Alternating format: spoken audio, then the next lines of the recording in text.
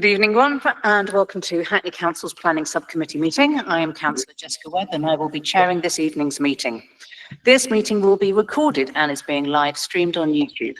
Councillors taking part in voting this evening are present here in the council chamber. Welcome to any members of the public who have joined us in the chamber or on live stream. May I also welcome members of the press. For anyone joining the meeting remotely via Google Meet, there is a chat function. However, please only use this to raise IT-related issues. As chair of this subcommittee, I will not be monitoring it, and it does not form part of the minutes of this meeting.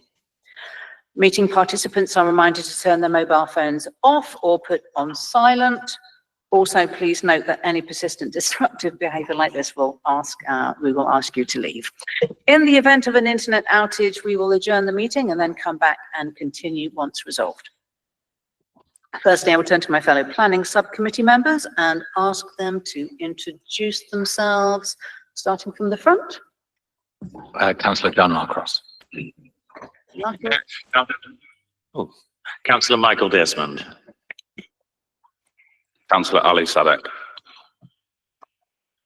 Councillor Claire Potter. Councillor Sheila Susolunga. Thank you very much. Those in attendance this evening will note there are various council officers present at this meeting this evening. Top leads, Assistant Director, Planning and Building Control, Natalie Brufton. We've got our legal officer here. We've got Obab, the Development Manager, and Enforcement, John Sang, saw you earlier. Yes, there you are. And our government services here, Gareth Sykes. Now, some of you joining this evening would have contacted the governance officer in advance of this meeting to register to speak in objection or in support of the application on this evening's agenda. Now, I'm just going to jog through how this meeting is going to proceed. We will hear the planning applications summarised by the planning officer. We will hear representations from objectors, followed by the representations from those speaking in support of the applications.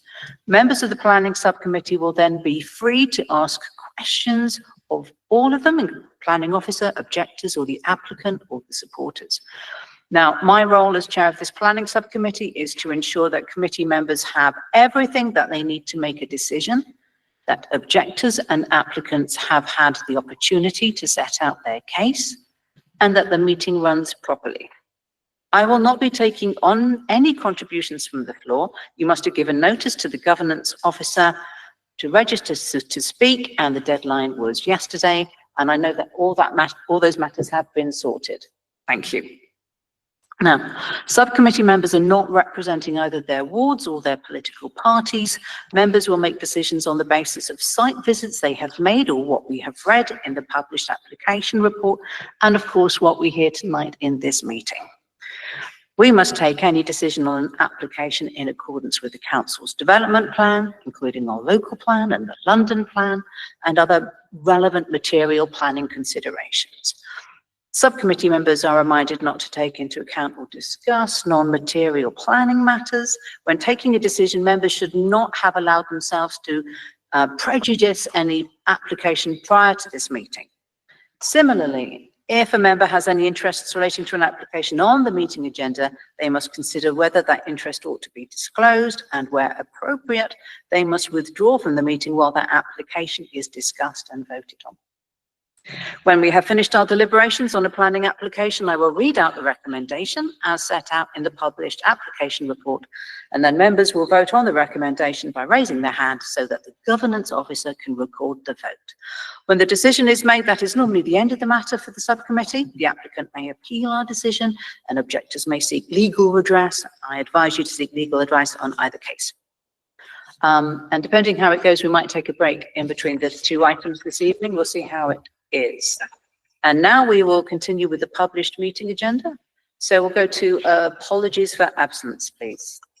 Chair, obviously we have dispensation from Councillor Levy, but I'm not aware of being contacted by the councillors who currently are in the chamber about apologies. So I'm assuming they are on their way. Okay. But we do. And I haven't had any apologies for lateness either. We have had apologies for lateness from Councillor Rout. Thank you, Jane. Who is doing her very best to get here. I stand corrected. Okay, thank you very much. Item 2, declarations of interest. Do we have any Members, any interest they wish to declare? None to declare. Thank you very much. Item number 3. To consider any proposals, questions referred to the subcommittee by the council's monitoring officer. And I understand none have been received. That is correct, Chair. Thank you. Agenda item 4, minutes of the previous meeting. Planning subcommittee to consider and agree the minutes of the previous meeting. It's just the one, yeah? Correct. For the 30th of July. Any comments, questions, queries? Agreed then? Thank you very much. Thank you very much. And Thank you. there is a copy of the minutes for you to sign, Chair. Thank you very much.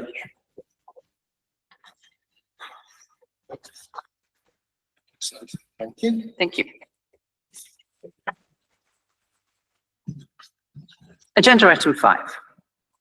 Site known as phases 5 to 8, inclusive at Woodbury Down, within the London N4 postcode area bounded by, but not including all sites within Green Lanes and Frisbee Park to the west, the Stoke Newington reservoirs to the south, and the New River to the north and northeast. Now, planning case officer is James Bellis. I think it's probably best if you present this item, please. Thank you very much.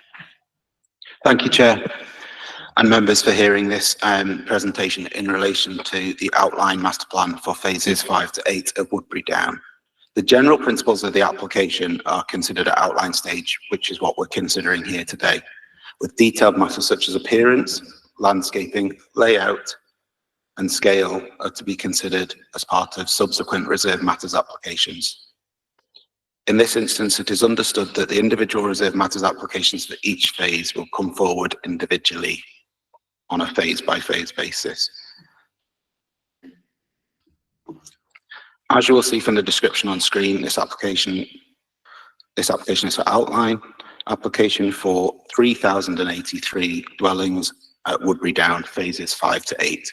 This also includes non-residential uses as set out in the description. The F2 use is principally for the re-provision of the community centre known as The Edge, and the energy centre is a sui generis use. Here is an aerial photograph of the site looking from the southwest at an elevated position across the reservoirs.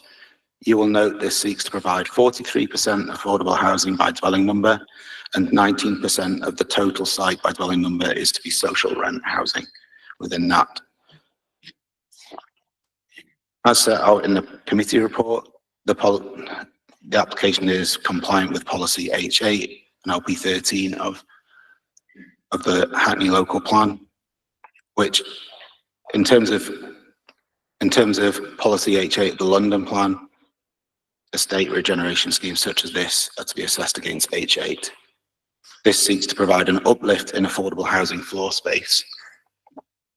As mentioned, this application complies with H8 and provides an uplift in floor space of the social rented tenure within the site, as well as providing additional market and intermediate housing from what is existing within the phases currently. In terms of the minimum scenario, this will provide approximately 49,900 square metres of social rent on a minimum, which would be an increase of 6,500 square metres from what is there at the current moment in time within phases 5 to 8. As shown in the report, this is an uplift in density compared with other previous master plans and the existing position on the estate. Please note that an earlier iteration of this scheme was presented to the design review panel in 2023. However, this was during the pre-application process in December 2023, prior to the submission of this application. Here's the site location plan showing phases 5, which is here. And you've got phase 6, which is here. Got phase 7, which is here. And phase 8, which is up here. Additional note, this application includes reference to the sports pitch, which was granted permission last year. Here's an aerial photograph of the site taken from Google Maps. You'll notice this clear site within towards the centre of Woodbury Down. That's what is currently being built out as phase 3. And this site here is phase 4, which it considered last year.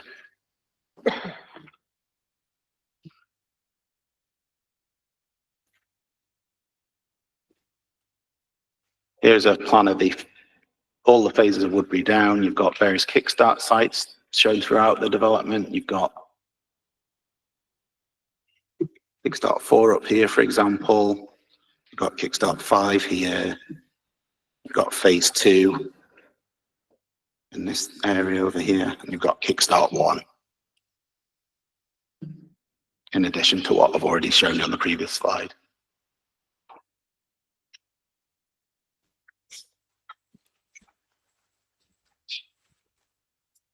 Please note the heritage mapping here, showing the conservation area to the, largely to the south, formed by the reservoirs, but this also is along the New River, which loops back along here. The course of the New River, I'll just draw it with the green line on screen. It roughly goes along here, and then it circles back around here.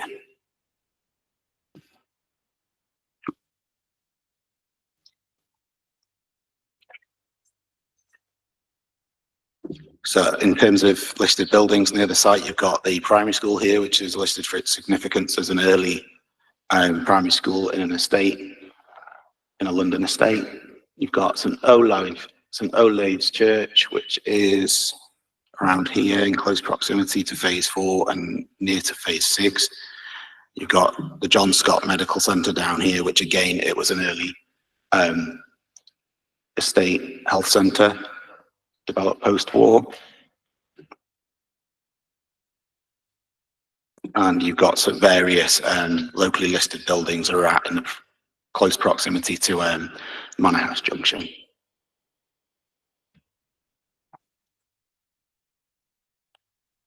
So this one shows tree preservation orders in the vicinity. You've got some of these along Woodbury Grove, around here. You've got this one on the corner of Woodbury Grove. These are all out with the site boundary. And you've got various other ones that you can see with the yellow dots on this plan.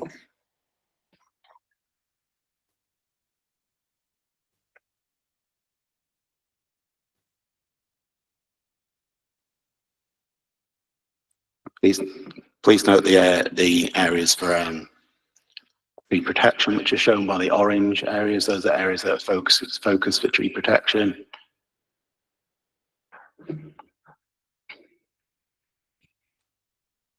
And please see this shows you the route of the London Underground network in the vicinity of the site. You'll notice the blue line, the light blue line. That's the Victoria line, which runs up Seven Sisters Road. And you've got the Piccadilly line, which comes up through Finsbury Park and diverts from Manor House Junction. Well, turns a corner at Manor House Junction towards Haringey and goes between phases 6 and 8. Well, you'll notice with that dark blue line there.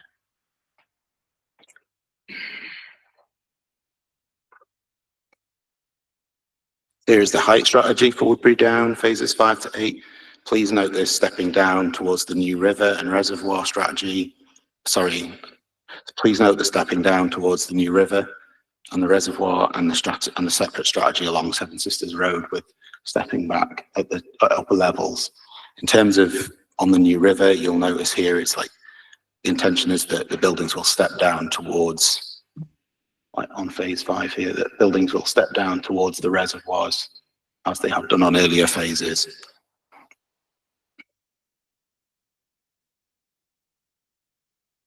In terms of, and you'll notice that a lot of the height within Woodbury Down is centred around the central cluster up here. In terms of what we're considering today, the approved documents are formed by the development specification, parameter plans, design principles document, so also which is also known as the design code, which would control for further reserve matters in relation to this site. The next slide shows you an illustration of the maximum envelope and it's got the illustrative scheme included within that. As I mentioned previously, this is also further controlled by the design code. Now we're going to look at specific phases within Woodbury Down, starting with phase 5. You'll note that this sets the strategy for the build out of this phase, and it will be controlled by the approved documents that I was just mentioning.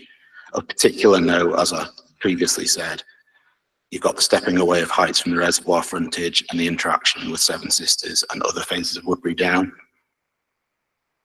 You'll notice on the frontage here, like you've got this diagram on the bottom left, which shows you that you've got various stepping down. You've got 6 stories on the outer wing at the front, and you've got 8 stories in the centre wing, and then that's raising to 12 stories within that central element of phase 5.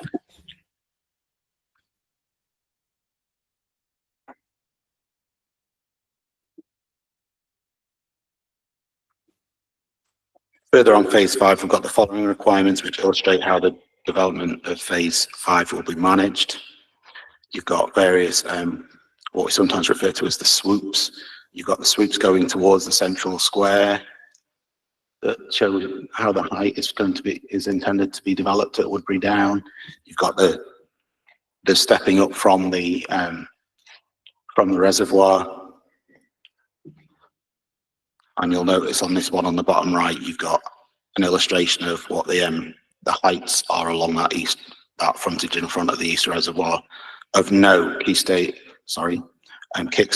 stage 4. That's one of the taller buildings. That's about 14 stories high, approximately 14 stories high. Moving on to phase 6, we've got Seven Sisters run along the south of the phase and Woodbury Grove along the north. So this is Seven Sisters, and this is Woodbury Grove, where I show the green line there. And that's the same on all 3 of these diagrams. You'll note that there's a small parkland area which is to be included here on the corner. That's similar to what is there currently, and that's intended to be developed as quite a nice parkland area. We've got various pockets of gardens, and they may be on podiums, they may not, within phase 6. And just to note, up here at this corner, you've got Woodbury Down Primary, which is listed.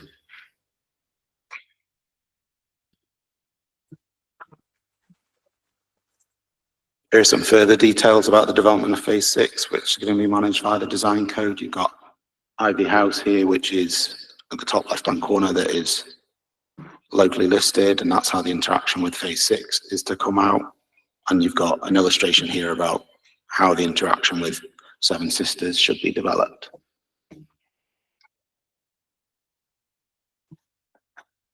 Moving on to phase 7, we're in this phase, which is towards the northern end of the site. This fronts the New River as it loops back towards Finsbury Park. So this is at the point where the New River loops behind.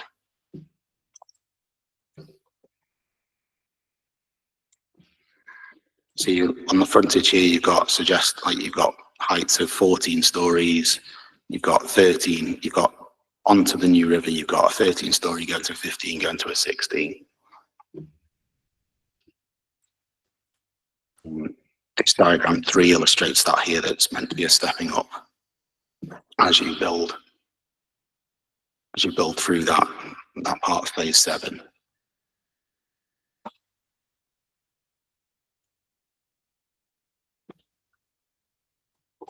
Here is phase 8 of Woodbury Down. The illustrative plan here. To the north, like you've got the New River that runs along here. It's the same on the one below that shows the stories. And you've got Finsbury Park to the west, to the southwest.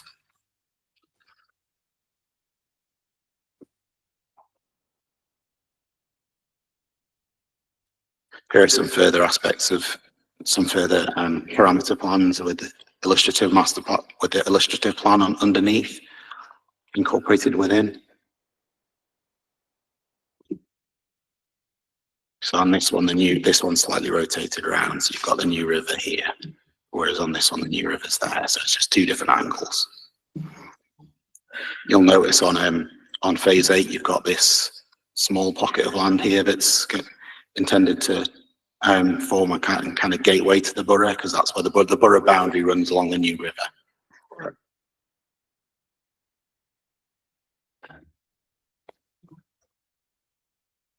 So here's some further measures from the design code to show you how phase 8 is to come forward. Of note, again, is the stepping down to the New River that you've got here.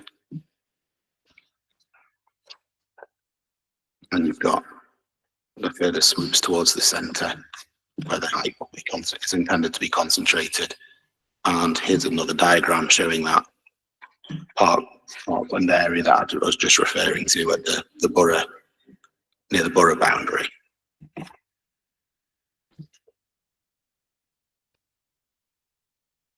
So your next one, this is showing the kind of green links generally through Woodbury Down that are intended to be developed out. A lot of these development of these phases will enable that to come forward.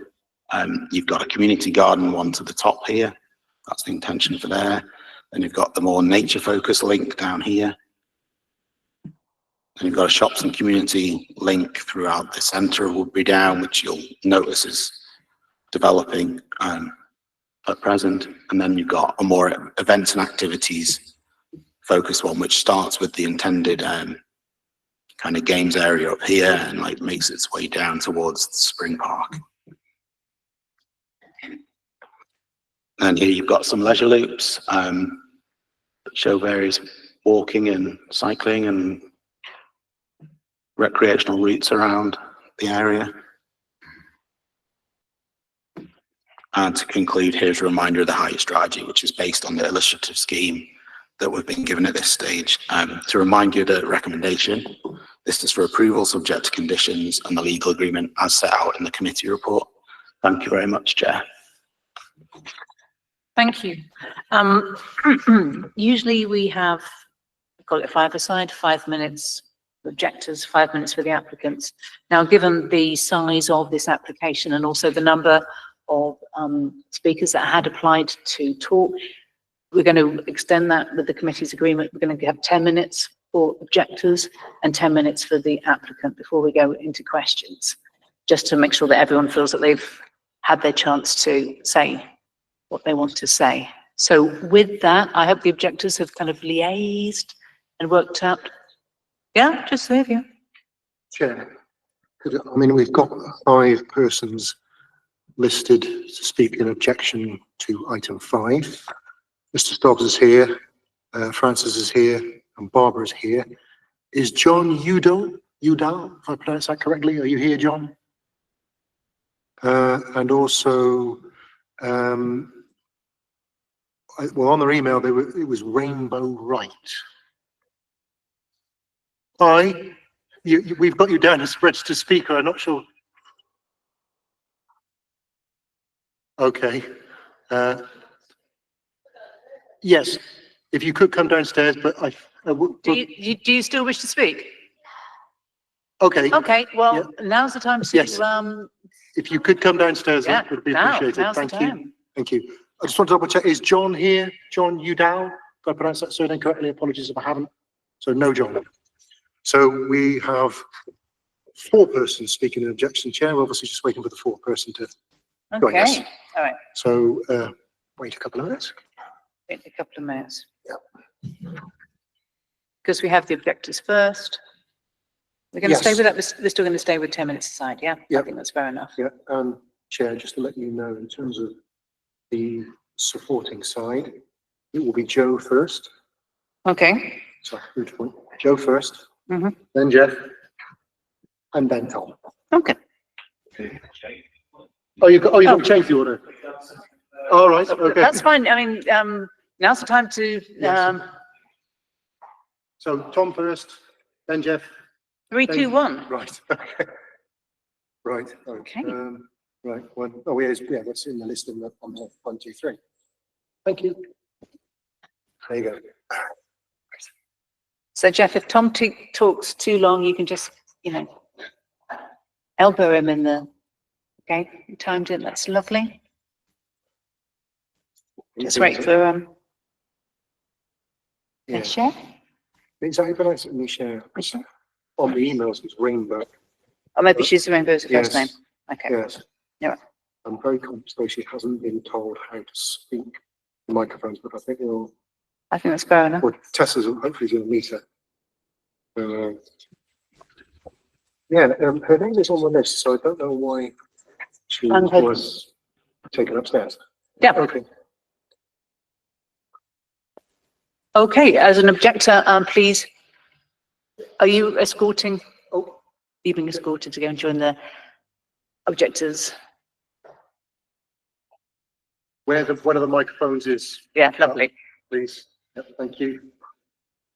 So between the four of you, okay, that you understand that you're sharing 10 minutes now?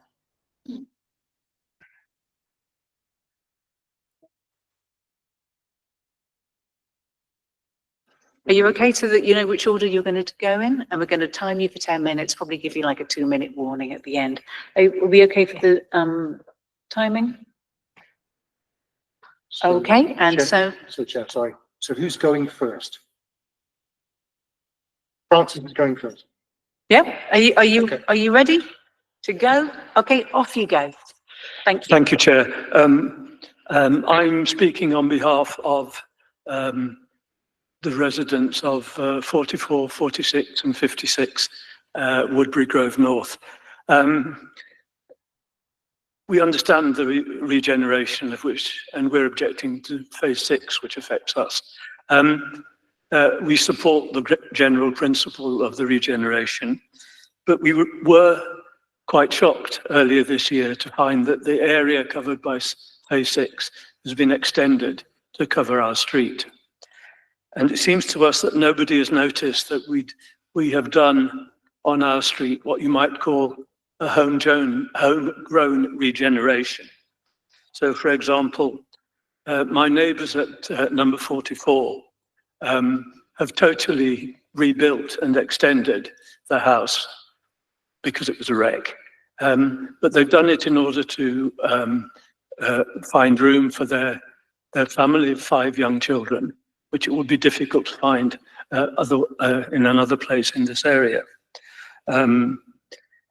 Number 46, where I live, we have a roof extension and we replace the windows. Next door, continuing on 48, the house has been transformed into a specialist dental practice, which is always very busy.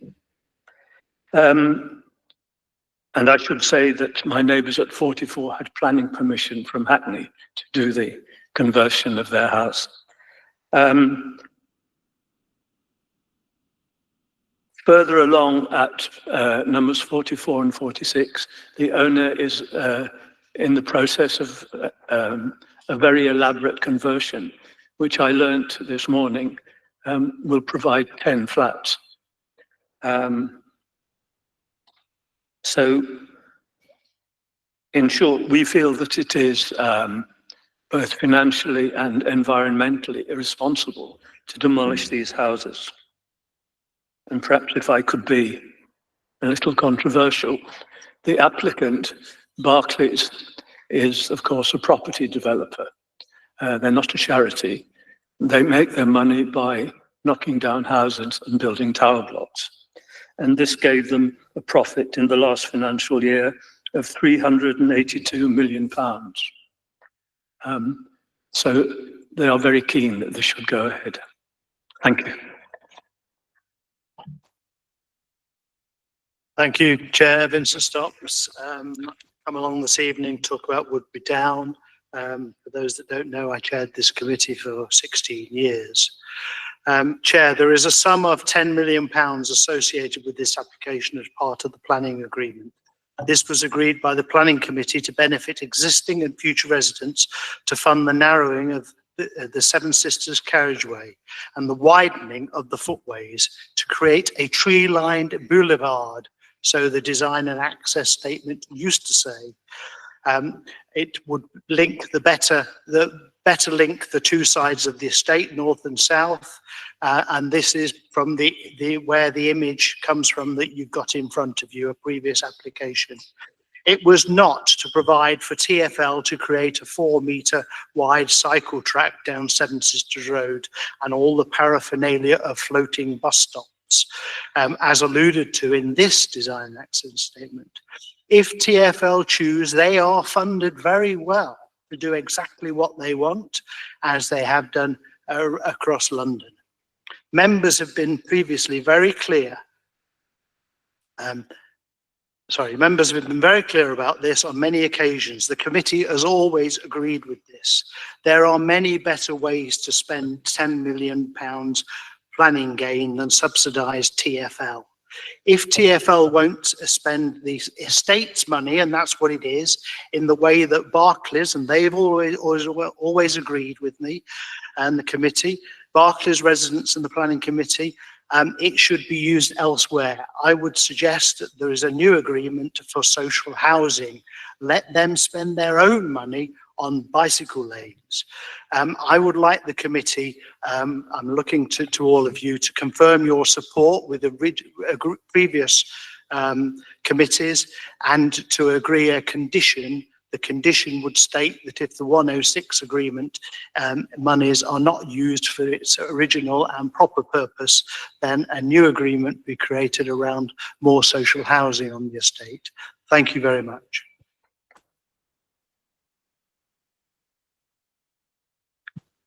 Hello, Chair. Thank you for hearing me. I'm Barbara McFarlane. I'm an architect, but I'm also speaking on behalf of Jeff Bell and Elaine Gosnell, who are both long-standing residents at Woodbury Down.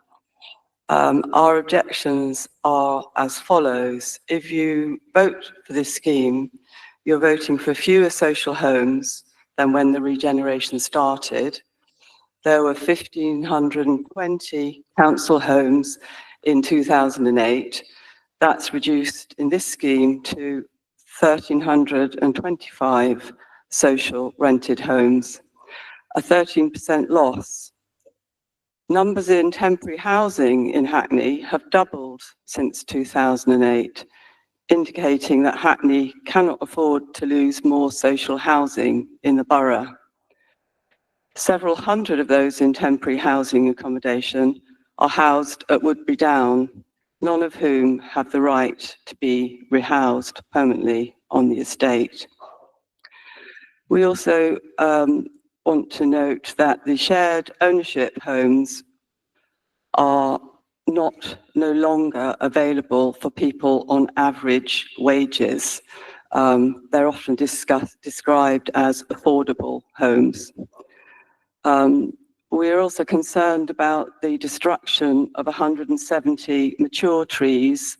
66 mature trees are in the award-winning Rowley Gardens. Instead of open landscape, there will be privatised green space on podiums 6 metres above the ground where nature can't thrive. We're also concerned about the harm of the existing biodiversity, a staggering net loss of 9.25%, with few opportunities for mitigating the loss in the borough. We're also concerned that the destruction of the remaining homes in phases 5, 6, 7 and 8 include the privately owned homes and gardens in Woodbury Grove. No credible study has yet been carried out documenting the quantity of greenhouse gas emissions generated from demolishing and rebuilding this scheme compared to the existing homes and the future-proofing of them to a high standard and the amount of greenhouse gas emissions that would lead to. The energy statement doesn't meet the baseline requirements of the GLA, and as a result, the developer is required to pay a huge 2.7 million carbon offset penalty, which should be seen as a last resort.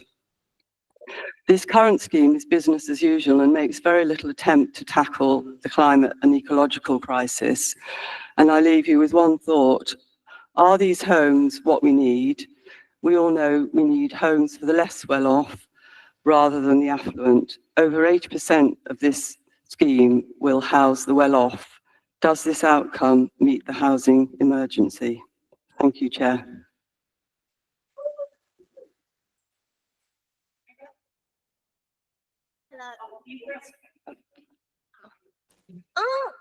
Hello. Hi. My name is Mishak Rainbow, right? I've been living at Woodbury Down. No, I've been living at flat 19 Delamere House, Woodbury Down Estate for I think about 2 years now in temporary accommodation, and I work in Islington, and I got 2 jobs in Islington, and I work self-employed. And I have 2 kids I'm getting in contact with. I'm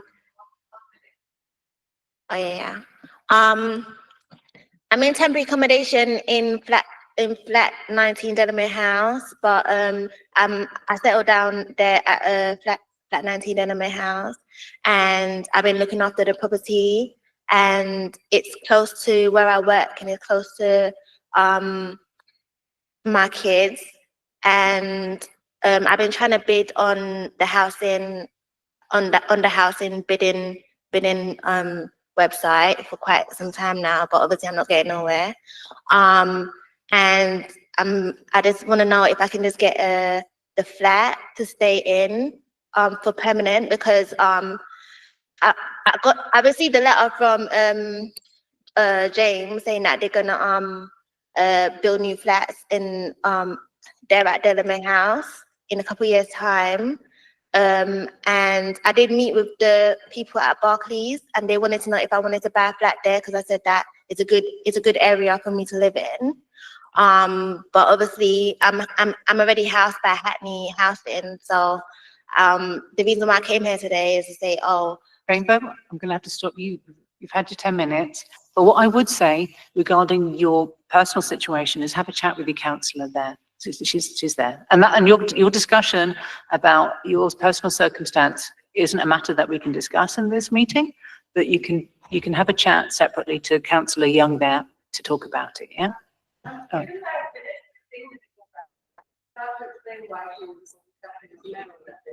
Yeah, I'm sorry, these are the officers here, and they did time in. Yeah, it's not working. Thank you. It's not working, and they have had 10 minutes, right? And I've advised Rainbow how to discuss her matter, and it was 10 minutes. Thank you. I'm sorry that it's giving you misleading visual information, but they had 10 minutes, and her personal situation she can discuss with the councillor here. It's not a matter for this committee to determine. Thank you very much. We now have 10 minutes to the applicant. As I said, please don't be dissuaded by the lights. It is being counted on both sides by the officers, okay? Are we ready for the 10 minutes? Thank you. And now please start, applicants. Good evening. My name's Tom. I'm a Senior Development Manager at Berkeley Homes. I'm joined this evening by members of our consultant team and our partners from the London Borough of Hackney and Notting Hill Genesis. I've had the privilege of working on the Woodbury Down regeneration for just shy of 3 years. As you know, this project has been delivering high quality homes and community benefits for over 16 years through economic shocks, regulatory changes, political cycles, and a global pandemic. This month, we will complete our 2,901st home overall. And in fact, just last Friday, we handed over keys to NHG on 82 new affordable homes. This will take the number of affordable homes delivered in the last year to 243 and 1,133 site-wide since this project began. These new homes at Woodbury Down have helped households previously living in poor quality and often overcrowded accommodation move into bigger, modern, high-quality homes and given them a brighter future. Alongside new homes, we've delivered over 4,000 square meters of commercial and community space, including the new Redmond Centre, more than 32,000 square meters of public open space, equivalent to 77 basketball courts, over 19 million into local infrastructure, and established a calendar of local public events that have become cherished and will continue to bring the community together. The application before you seeks to build on this good work and ensure Woodbury continues to be an award-winning scheme that's repeatedly cited as a blueprint for future successful regeneration. James has been through the details of this application, but I'd first like to note that the proposals before you have been formed through 19 pre-application meetings, design review panels, over 70 hours of design committee workshops with Woodco and delivery partners, and 14 separate in-person consultation events since January 2023. This engagement has shaped and improved the proposals, helping them to better integrate into the area and with the community. I'd like to personally thank officers, Woodco, the numerous groups at Woodbury, the wider public and stakeholders for their time and effort in getting us to this point. It's been challenging, but genuinely enjoyable. We believe the success of this is evidenced by the support from Woodco and Joe, and that there have only been 9 objections from nearly 2,000 letters, a significant achievement for a development of this size. This application proposes more homes than the 2014 master plan, 684 more, of which 294 are affordable. This is a highly sustainable site and is supported by policy and officers in helping to deliver for Hackney's increased housing targets. We manage this increase through a design-led process, while also including second staircase requirements that have been introduced since the original master plan. The increase does not change the fact that this application continues to deliver 43% affordable housing by unit, or approximately 45% by HABREM across the remaining phases. Affordable housing delivery is essential for this project. There are currently 279 secure social rent households on the site that are guaranteed a right to return across phases 5 to 8. The master plan will deliver a minimum of 542 homes across those phases, with the potential for up to 583. We are proposing a 380% increase in public open space from the 2014 master plan, and will ensure, through the detailed design, that the public open space is functional, usable, and accessible.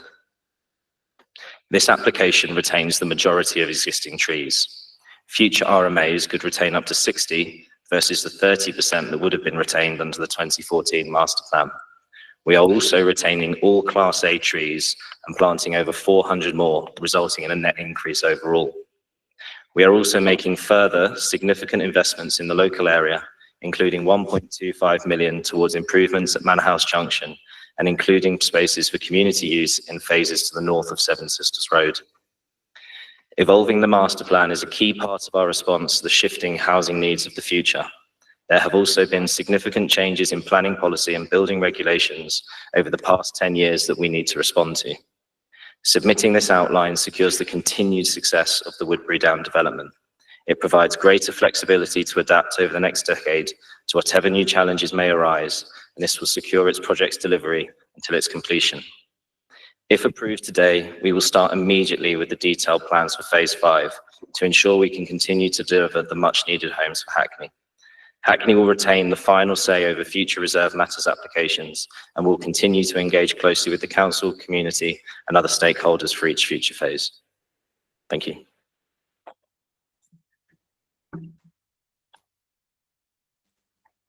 Good evening, everybody. Council Chair, members of the Planning Subcommittee. I welcome this opportunity to present the views of Woodco to you all. I'm Jeff Barron. We wish to be constructive partners and so support the aims of this latest master plan in principle. We do not wish to see the regeneration halted, and we feel it's important that the estate is completed. However, our support for this master plan is qualified. You can see our detailed points of concern in the submissions before you. Indeed, many of our main points, such as density, are also echoed by other organisations. Since we forwarded that document to you, however, the issue of affordability has now become a major concern for us. We note that the first 2 phases saw very strong demand for the new social homes. It has, however, lately become clear to us that the recently completed homes in phase 3 are significantly less affordable in terms of rent and service charges. This is evident from the lower uptake of the offered homes, which is less than 100%, and the fact that several units have already been let to non-Woodbury Down residents through the choice-based lettings. And this comes after years of waiting. We are therefore concerned that given the present costs of living pressures, future phases may become even less affordable for existing secure tenants. In summary then, we recognise this is a tough decision for you, and we hope that in your deliberations, we can obtain some assurances that our concerns will be addressed. We fear that affordable homes are becoming unaffordable. We also wish to remind you of the overall loss of social homes for rent. That said, we are pragmatic and very much want this regeneration project to succeed. Woodco is therefore supportive of the efforts of the delivery partners to create an estate that hopefully will prosper in the many years to come. And I thank you for your attention.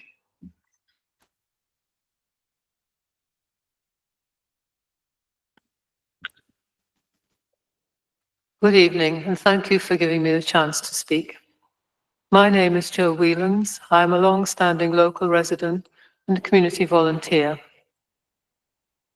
I endorse what Woodco has said. I welcome the commitment to complete the regeneration of Woodbury Down. I support the principle of new high-quality homes, re-provision of community facilities, and an improved public realm. But I'm asking members tonight to ensure a small number of clear assurances now so that the benefits promised to the community are truly protected as this programme moves into the reserved matters stage. In my written submission, I identified 7 key areas of community benefit. This evening, I want to highlight 3. Youth and community hub. The replacement for the Edge must not just be a building. It must be shaped with young people and local stakeholders, with no break-in services and proper resources guaranteed for its fit-out and long-term running. Health and well-being. The 2.5+ million contribution to the NHS. Just 1 minute, Jo, just so you know. Sorry? Just 1 minute, so you Right, know. thank you. But on your 3 points, this is good. The 2.5 million contribution to the NHS must come with a clear plan. We need to know which clinics will be improved and when. Local families deserve to see real results in shorter GP waits, better youth mental health support, and proper care for older residents. Environment and net zero. Biodiversity and tree replacement must happen here, not elsewhere. And the 2.7 million carbon offset must be used locally to cut household bills, keep homes cool in summer, and make our neighbourhood climate resilient. Finally, I want to remind everyone, Woodbury Down is not an island. The young people who use the hub and the families who live here come from other parts of Hackney and indeed elsewhere. And the decisions you take tonight will have consequences across all these communities. So this regeneration is a chance for Hackney to set a benchmark of best practice, not just for the estate, but beyond. By securing these assurances and working in partnership with residents, members can help deliver a healthier, fairer, greener neighbourhood that truly puts people first. Thank you, that's very neatly timed. Thank you, I do appreciate that.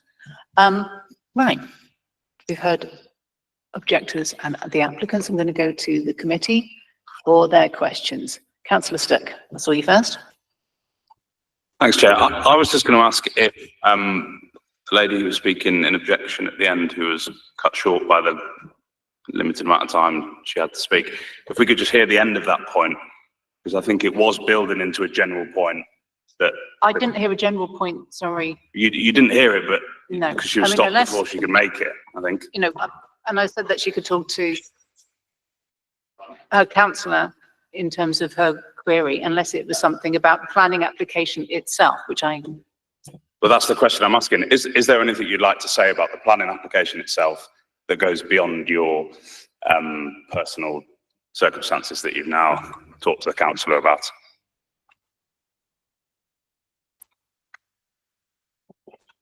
I've been staying at 19 Delamere House, Woodbury Down Estate, for 2 years, and I just wanted, because I got it so comfortable there, I just wanted to know if I can get a permanent house there, because I did meet with the people at Barclays, who's building the new flats, and they showed me where they're gonna build new houses, and I said, well, I'm happy here, I wanna stay here, because obviously I work nearby, I just work at Harbury, and I work in Islington, and it's close to where I work, and obviously it's close to my mum and dad.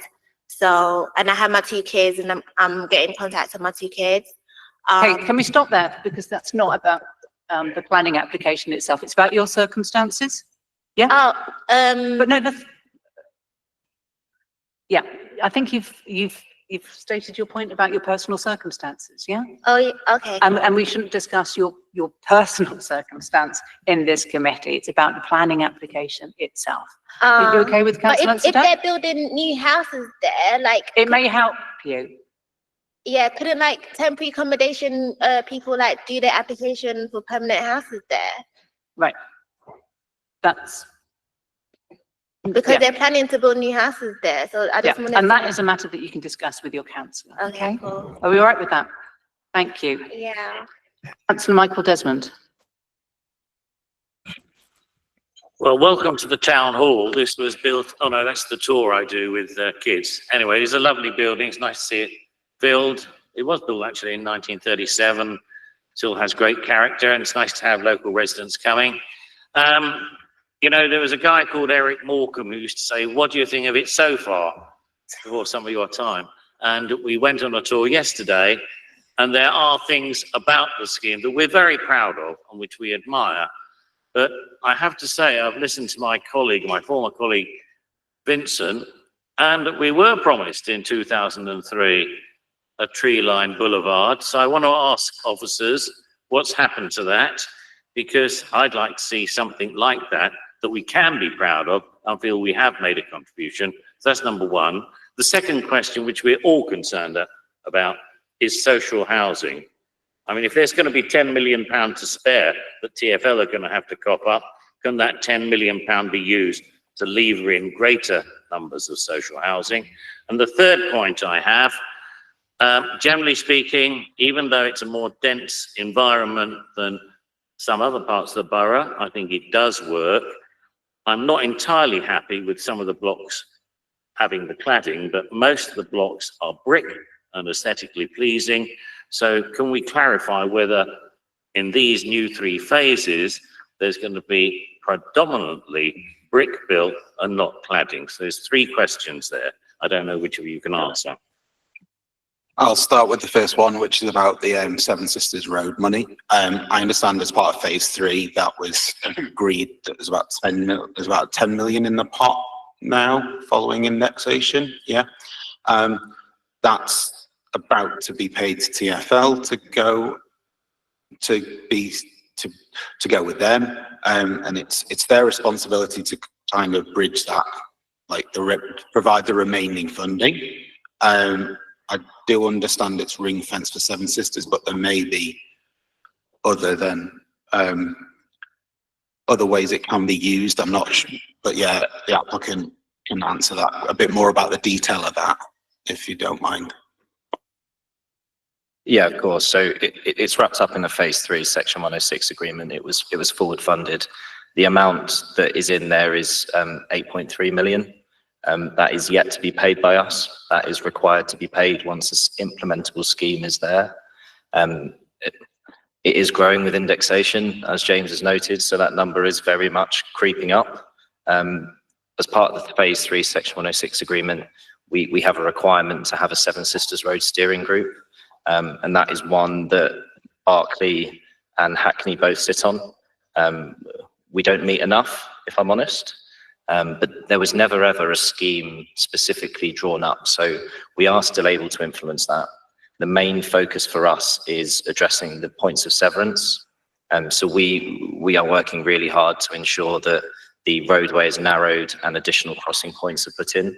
They will pretty much be halfway between the junction of Manor, essentially halfway between each side of it. And I know, Suzanne, you wanted to come in on this point as well, because it's important for us all. Thank you. I'll just introduce myself. I'm Suzanne Johnson, Director of Regeneration, Economy and Housing Development at London Borough of Hackney. So I've worked on Woodbury Down for a couple of years now, ever since then, recognising the frustration around Seven Sisters Road, the need to implement a scheme there. So we've picked up with TfL, in addition to what Tom just mentioned, various meetings with them to progress the design for the scheme. There is a Woodbury Down Partnership Board that meets quarterly, and we are now asking TfL to come regularly to that board with updates. The intention of the council is very much, I'm looking at ex-councillor Stokes, is that Seven Sisters Road scheme is delivered, and the regeneration team at the council is pursuing everything that we can do to get TfL to deliver that scheme. I'm not able to say that it's deliverable just yet, that we have a deliverable design, but that's very much the intention, and we've really ramped up conversations with TfL and ensuring that they come to our partnership board meetings for Woodbury Down and present their progress, and we're working with them very closely on it. Thank you. In terms of your second point, I think my colleague Rob's going to pick up on that one.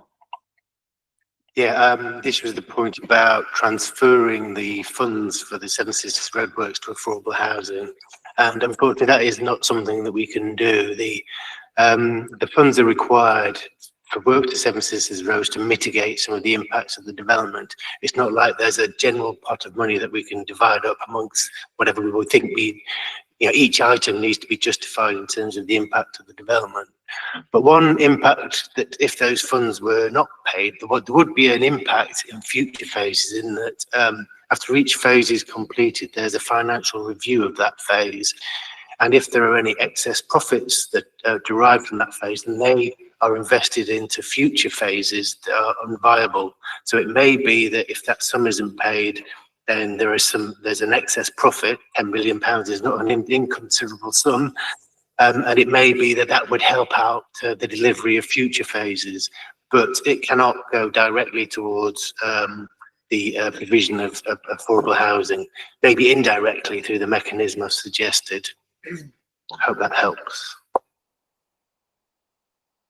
And the other point I'm cladding, in terms of in the design code, we do actually have a material palette that will be dealt with in more detail at reserved matters stage when we specifically look at appearance and layout and all that kind of thing. I don't know if the applicant wants to say a bit more about this, but that seems to not, a lot of those do seem to be brick related, and there's not that as much cladding as what would appear to be. Yeah, I can keep that simple. It's bricks.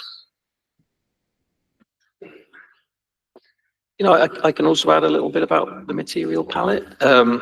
So the design code on page 21 talks about the material palette. It talks about a primary material palette, and various pictures of bricks are shown there. With the exception of the focal and gateway buildings, new buildings should be formed mainly in brickwork to create high quality and robust and long life finishes. And then there's a secondary material palette for sort of focal materials. There's a variety of brick and non-brick materials there. And then the code goes on to talk about various elements of the scheme should reflect the character of these existing estate buildings, the good quality ones. It goes into detail about brick textures, brick textures. And so, yeah, it does look like bricks are going, like Tom said, are going to be the dominant material of the future estate. With that, Councillor Desmond, yeah? Yes, that's fine. Thank you very much. Looking at Councillor Suzurangi. Thank you, Chair. I refer to page 43, 6.5.5, where it says concerns relating to the increased density are noted. However, an increase in density in this location is deemed to be acceptable in principle. My question would be, what can we say is deemed to be acceptable in practice for the people living there? Thank you.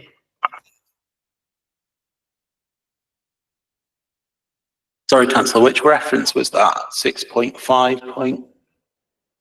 Sorry, page 43, 6.5.5?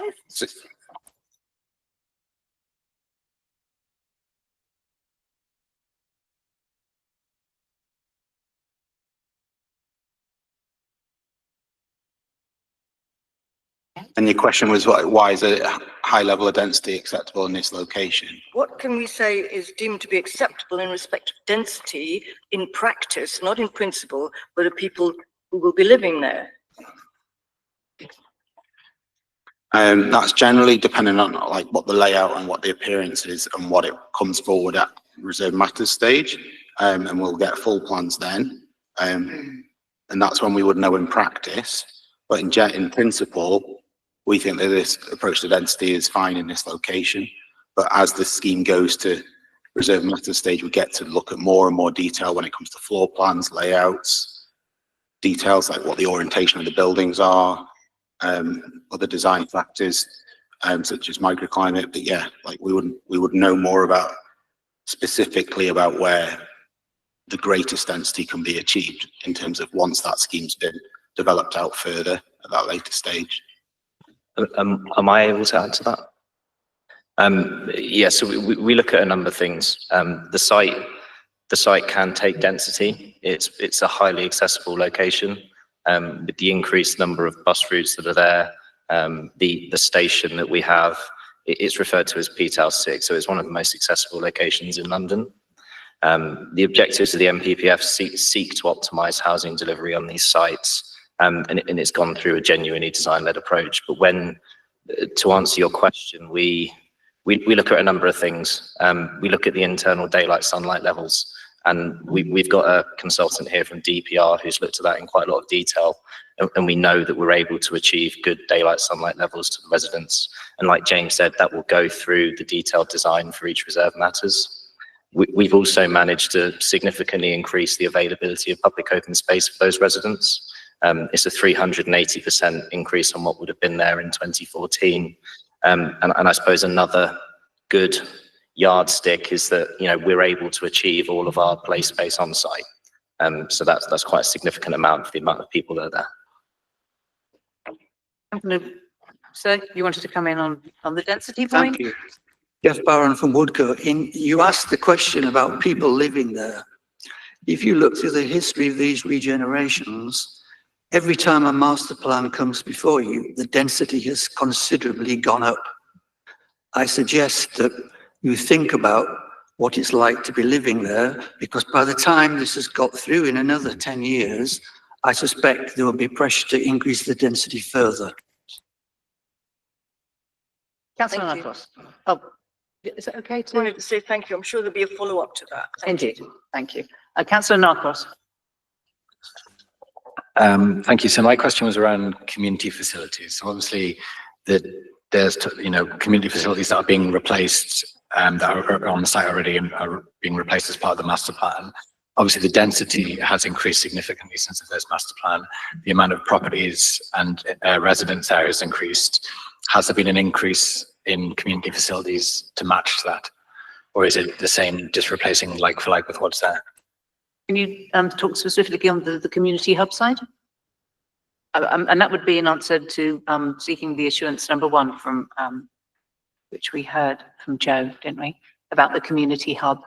So can you talk about the community hub? Yeah, of course. So please? Thank you. We have front loaded a lot of community facilities at Woodbury Down already. We've got the Redmond Community Centre that is in Kickstart Site 1, adjacent to Spring Park.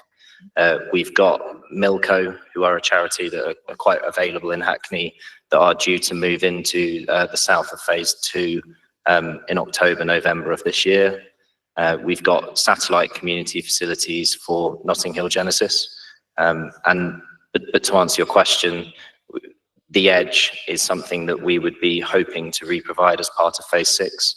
Decision hasn't yet been made on that, but we're allowing for up to 900 square meters to come forward, which is larger than their existing facility.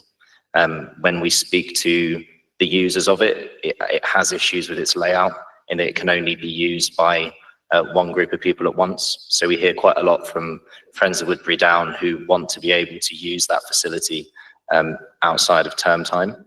So, you know, we will work with Children's Services, we will work with all those people at phase 6 in order to bring forward a facility that can benefit wider people. But we've been in quite a lot of conversation with those to date. Okay, thank you for that. Councillor Potter. Come back to the social rent numbers, which I don't think really were fully answered when Councillor Desmond asked a question, except what you're saying about when tough times can Structure Cross, difficult period throughout the world, etc., and how that has impacted on, the building industry and costs. But given, there's significant more private homes, the number of social rented homes having gone down, I do accept that in terms of square meters, that's not quite the story. But it'd be really good to hear from officers. I know there's quite a detailed bit in the report about viability, but it'd be really good to hear from you in a short summary of why you think, on balance, that is acceptable. I accept that you've talked about additional profits of 20%. You're able to claw back the overage, so there is potential when the later phases come to the specific details of the late phases come to planning committee, then there may be potential to claw back some money to have more social homes. But still, at this present stage, why you think that viability is just justified? Yeah, so in terms of like policy compliance, like what the two policies we would look at would be one, H8 from the London plan, which indicates that we need to re-provide in floor space terms, and for it to be acceptable, the same amount again. Like that's not quantum of dwellings, that's actually in floor space terms. Whereas like when you start to factor in the fact that there's new national space standards that we now take into account, and a lot of the existing properties would not comply with those. So they're not buildings that we build today.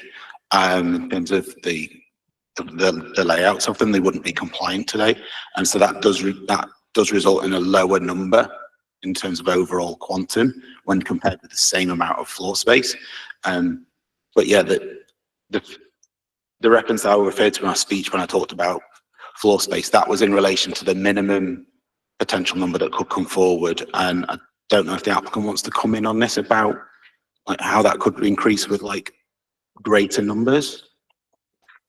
Yeah, so to answer, or to elaborate on James's point, if we take a 3-bed as an example, an existing property on Woodbury Down is about 63 square meters. The NDSS requires 74 square meters, and we have a commitment at Woodbury Down as part of our principal development agreement that we provide all social rented homes at Parker Morris plus 10%.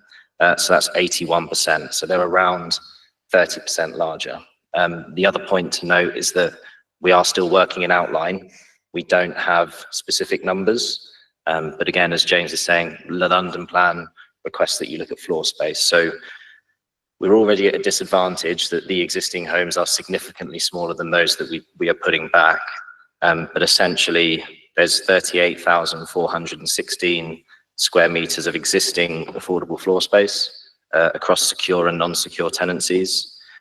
We'd be putting back 48,279 social rent, which is an increase, as well as just over 55,000 square meters of shared ownership. So overall, there is a significant uplift in the amount of floor space that's going back. And like I said, those at the social rent will be significantly larger. So can I just ask, so in terms of the mix of supposed affordable, it's 19% social rent in terms of numbers. So what is the percentage in terms of square meters between the two categories, social rent and intermediate? Yeah, no problem. So in this master plan, it will be 20% as social rented, 24% as shared ownership, and 57% as market homes. That's quite a significant shift from where we were in 2014, which was 19% social rented, 18% shared ownership, and 63% market homes. But what I would note is our affordable percentage, which we have a contract with the council, requires 41.7%. That number has never dropped. And if anything, we're at 43% by unit as part of this application. So that is very much a commitment from ours, and that will remain. So that percentage has never dropped across the master plan. Can I ask more questions, Chair, or if you want to go to someone else? You crack on with that. I just wanted to come to Francis's point in terms of the development that some of those residents are going on, and the fact that, you know, currently is a 10-bed flat property being developed. So I'm interested to know, and obviously planning has been sought for these things. I'm interested to know how long we've kind of known that might be potentially a problem for these residents, and has this been pointed out when people have raised planning applications that, you know, their homes may well be part of the expanded perimeter? So I don't know if Tom or officers could answer that one. It's been in all three master plans. So Woodbury Grove North, the properties along there are included in the 2009 and 2014 planning applications. The only change that we've made to the red line as part of this application is we've included the edge, and that is purely because the program's extended and there's an opportunity to bring forward a new facility that at the time we get to phase 6 may be not in the best state, but it's long been known. Okay. Do you mind if I go back to Francis, just ask how long he is known and whether he recognises what Tom says?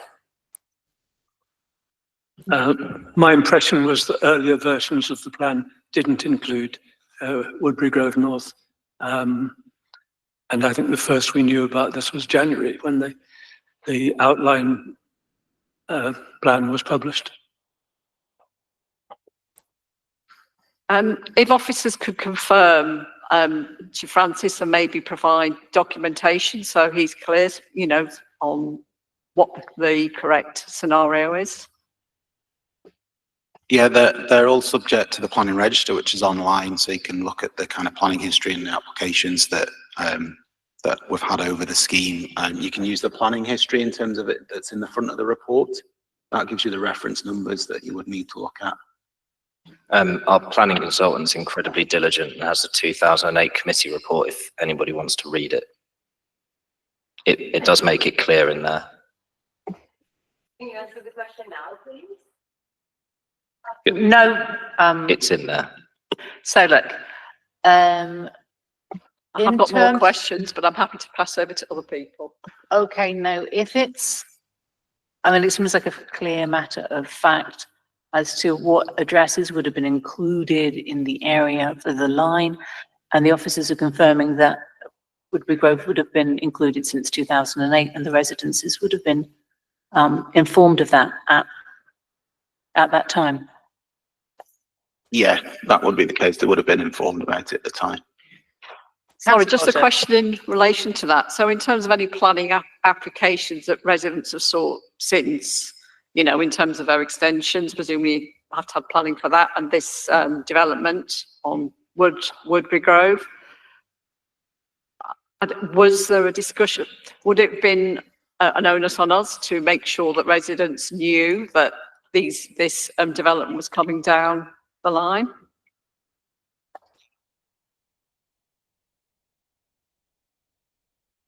It's for the officers to explain why the council would have given planning permission for residences. You're saying, Councillor Potter, if there was an overriding clear master plan that was coming their way. And yeah, I mean, obviously, when we're considering a planning application, we have commitments in terms of the consultations and notifications we do. We've complied with those on all the previous versions of the master plans and the various reserved matters, the various stages that have already happened. In terms of us notifying residents about the overall master plan. When residents are submitting applications, there's no obligation for us to carry that out. That's not part of the consultations that we do. But there have been a lot of sort of neighbourhood notification and consultation events happening for many years. I'm sure our colleagues from Berkeley Homes can provide you with a long list. But at the end of the day, I would say the legal position is the extent of the previous applications, the previous master plans. It's a matter of public record. They're all available. They're not that, you know, with as long as you've got internet access, they're not difficult to access. So, you know, personally, I would be surprised if residents had never heard of the Woodbury Down sort of master plan in the past. But I'm not in a position to sort of personally judge what individuals know and don't know.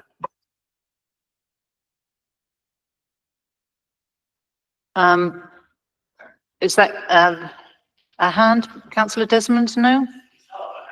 Half a hand. Okay, half a question. Off you go. Yeah, I'd like to ask the legal officer then, because I was a governor of Woodbury Down Primary School from 1990 to 1998. I know Woodbury Grove North very well. Are we saying in agreeing this outline plan for these 3 phases that we are definitively signing the death warrant for those houses, or could we vary this decision when more detailed planning is given?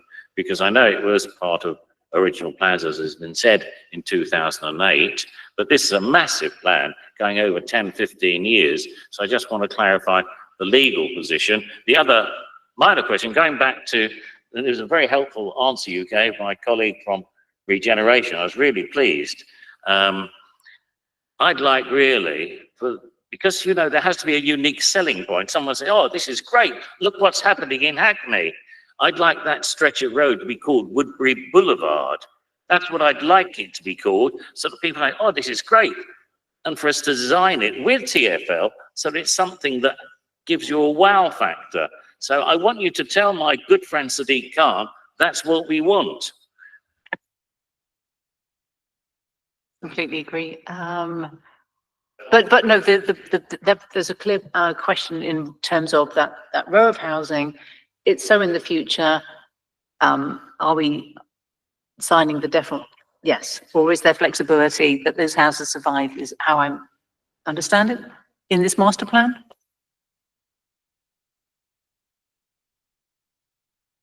I can add something to this discussion. I think because what we're considering here is the planning application. Essentially, the land ownership issue is irrelevant to it, to the merits or dismerits of the planning application.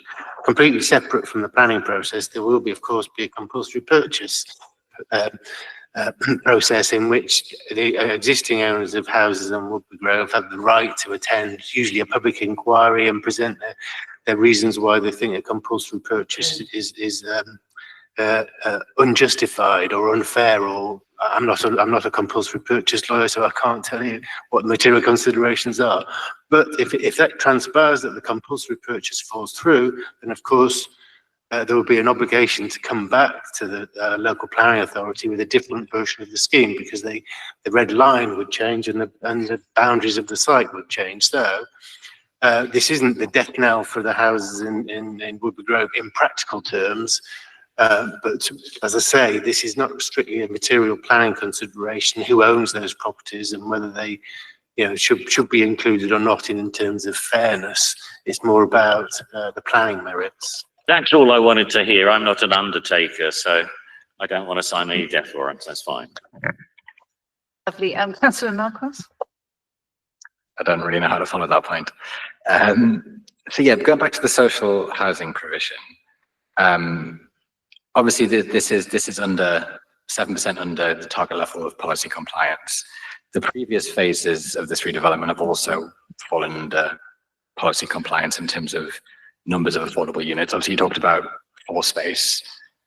That doesn't seem to me to be a hugely helpful metric, given that that's not providing more affordable units for people to live in. This is, you know, bigger rooms, which is obviously great on one level, but doesn't really address the sort of the housing need question of social rent properties and affordable housing does.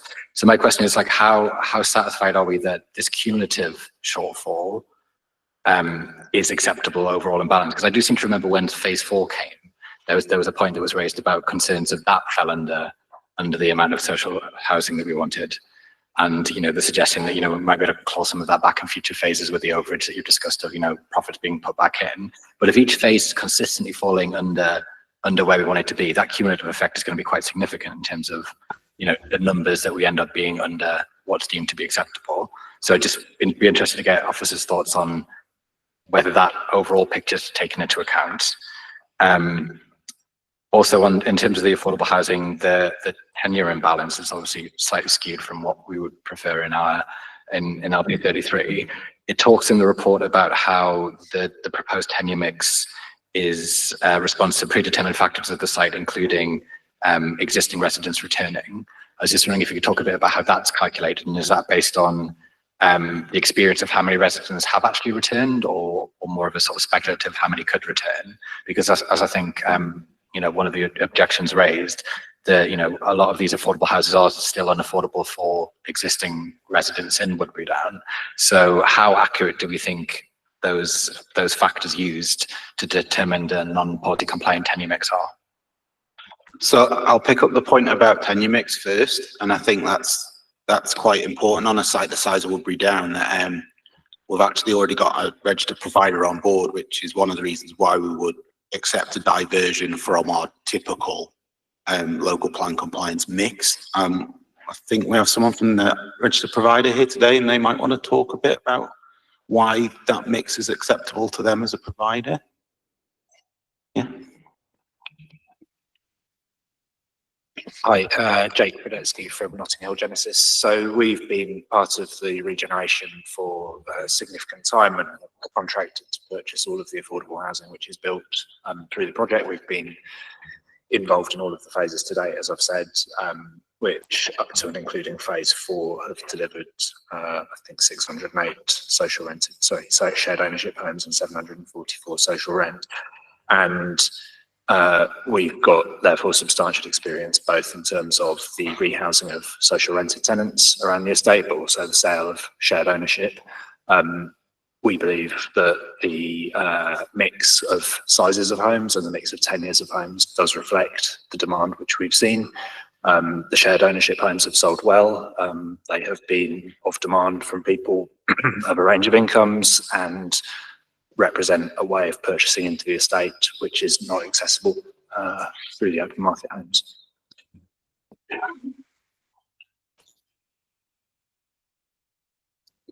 You happy with that, Councillor Norcross? So my question was around how you kind of came to that. So obviously, the people moving in the shared ownership houses selling well is one measure. That doesn't necessarily reflect, the recognised need that we have as a borough. People will move in because people will move in, if you get what I mean. My question was specifically that given that we've said there are circumstances that mean we're happy to diverge from policy compliance on this, those circumstances being the people kind of moving back, as an example. How happy are we that, that calculation that was made is accurate, and actually, we couldn't move more towards policy compliance because, I don't think a way to put this. Is that based on how many people are actually returning, or is that based on a guess at the beginning? That's kind of what my question was.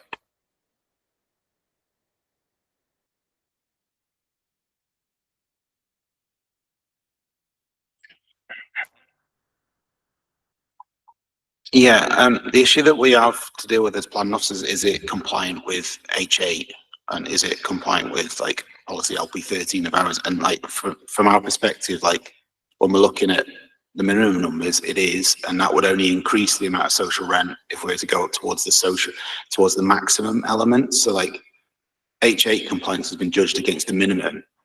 For instance, if it's going to be developed at a higher rate and a more dense rate than that, then the actual amount of social rent would increase. I think it's worth touching on the fact that this application has been viability tested. It's been through that process. We've got Alex from Newmark with us who will hopefully talk to some of that in a second. But that tenure split is set out in the PDA. It's the contractual requirement that we have with the council. It came to cabinet, it was signed off, and it's gone into our contract. We have been viability tested. Currently, the scheme is considered unviable in that context. We are relying on growth to some extent. But Alex, I don't know whether you want to come in and go through the details and explain that in a bit more detail. Can I just pick up this from an officer's perspective first? Yeah, so in terms of viability, when we viability tested it, like when we've appraised it against the tenure mix as suggested, it's in deficit, and it would only get, that situation would only get worse if we were to go with a Hackney local plan mix, which would render it further quite considerably unviable if we were to go with a Hackney policy compliant mix in terms of how we would normally assess a tenure. So like by changing that tenure, it's actually made the development more viable than what it would be at the moment.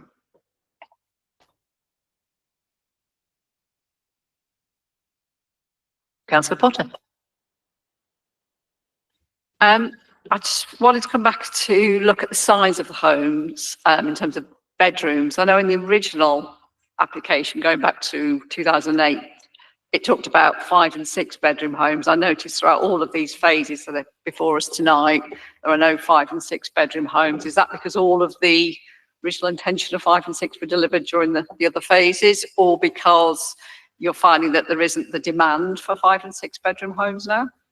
So the size of social rented homes is informed by a housing needs survey. So Hackney's regeneration and housing teams will undertake them before we start each reserve matters. So we're in the middle of understanding what the requirement is for phase 5. The development spec allows for 20 to 40% 3-bed plus. So if a requirement does come up for 4, 5, 6 bedroom homes, then that is something that we would look to. I suppose the other thing that we have a commitment at Woodbury is for every child gets their own bedroom. So we make sure that the homes are right for the people that are moving into them. So it might be that that's unlikely, but there is definitely an allowance there for it. Can I carry on, Chair? In terms of the density, I know the Hackney Society, I think, pointed out the densities, was it for phases 5 and 7, particular concern? And I noticed just through the walkabout we did and looking that some of the high blocks kind of facing the New River, for instance, are not stepped down. So I kind of wonder, am I wrong in that? I just wondered why that kind of stepping down on the New River, for instance, which is a facade that many local people using the community hasn't been applied. And also, I'm also concerned about the wind tunnel effect, which I think is very much on some of the other phases. And with all these very tall buildings, I mean, just looking through, I can't remember exactly because there's so much information here, but I have read it all. It's not, the report doesn't seem to suggest complete satisfaction with the wind tunnel analysis that's been done so far. So it'd be really good to come to both council and yourself, Tom, and any experts you've got in the room about what you suggest, because we don't want those elderly or less mobile residents being blown off course. We want people to feel safe, given all weather conditions in the area. So if you could talk us through that and what might be addressed in further iterations coming forward. Yeah, so I'll pick up in terms of microclimate first, because I feel that's the easier point to deal with, the quicker point to deal with rather. Yeah, so that's something that we've assessed insofar as we can at an outline stage, and an assessment's been made by the applicant and submitted with their application. Obviously, when we get more and more, and that's deemed to be acceptable at this moment in time. However, as we get more detail at reserve matters, we'll be able to look more specifically at microclimate issues on in terms of that location. In terms of on a scheme like this, you'd quite often do CFD analysis, computational fluid dynamics, And so that's on a computer-based model. And then sometimes on stuff like this, would you do a wind tunnel model on this, Tom? Yeah? Yeah, we're aware of how charged the topic is for local residents. So we've gone and built a huge mock-up of the master plan and put that through a wind tunnel test. That's something that we will then do at each reserve matters. The wind tunnel test is based on the maximum parameters. So at the moment, it doesn't have any facade detail, doesn't have anything that would disrupt the flow of the wind, and we're already getting very good results. But, you know, we're pretty certain that as we get to the detailed design, can build in fringes if necessary, can put particular landscaping features in certain locations, then we shouldn't have an issue. But as James said, that's one that we'll test in detail at reserve matters. And just to pick up further, like in terms of when we get the reserve matter, we wouldn't put it on the outline because it doesn't relate to layout and specific details. But in terms of the conditions that would go on at reserve matters, if we thought there might be a problem further down the line, we would have put on conditions that would enable us to monitor and deal with wind microclimate issues later on. Can I continue? You had another point, didn't you, about stepping down? Yeah, so stepping down in general, so stepping down on Seven Sisters Road, because I know we've got some buildings there at the moment that are right on the street, which, you know, I think long term, it's not ideally the way we want the rest of the estate to be, stepping down onto places like the New River. So, you know, it's kind of, because, you know, people will be walking on the path immediately below there. So yes, more detail. So at various points within the master plan, within the design code, we've got elements where it talks about stepping down and some of the requirements. It's one of those things that we've been quite keen to get throughout the scheme. So if I look at, so here, this is on phase 7, you look at number 3, which is the bottom left plan. That's talking about stepping down. Well, it looks like it's stepping up because the arrow goes upwards. But if you look at it in reverse, consider it in reverse, it is coming down on Seven Sisters. And if you note here where it's got, like, this is a good illustration here where you've got the top right plan where you've got 7 stories fronting onto Seven Sisters, and then you're going to step back and it goes up to 10 beyond that. That's to lessen the impact on Seven Sisters in terms of like that kind of canyoning effect you could get along Seven Sisters. In terms of phase 5, you've got these areas in the design code where it talks about stepping up, particularly on number 1, which is the top left. And we've got this diagram at the bottom left on phase 5, where this is fronting onto the East Reservoir, where it's got on the wings of that building, it's the outer wings, it's got 6 stories maximum on the front. On the ones to the outside, and on the inner ones, it's 6 stories. Then it builds up to like a maximum of 12 as you step back towards the center of that site. So hopefully that gives you some reassurance that there's elements in the design code to control that. Okay, Councillor Norcross. I was going to go on to sustainability, but no, I'll do that when Councillor Norcross is finished. Sorry, just a quick question on the back of that. Somewhere in the report, there was a question mentioned about how the site will interact with the New River path. Will there be kind of access to the path from the site, or will it just be at kind of either end, I think, as it is at the moment? Yeah, in terms of when you're talking about that, do you mean in terms of the New River path where it loops back on the north part of the site? Yeah, that's one of the benefits of that, but it's one of those things that it's like, obviously you'll see in the visualizations in the pack, it's shown as open, but it's one of those things that we would really consider at reserve matters. But yeah, the intention is that those are opened up and like, so, and to be honest, my thoughts on that is that it would make that path a lot more friendly and a lot more safe.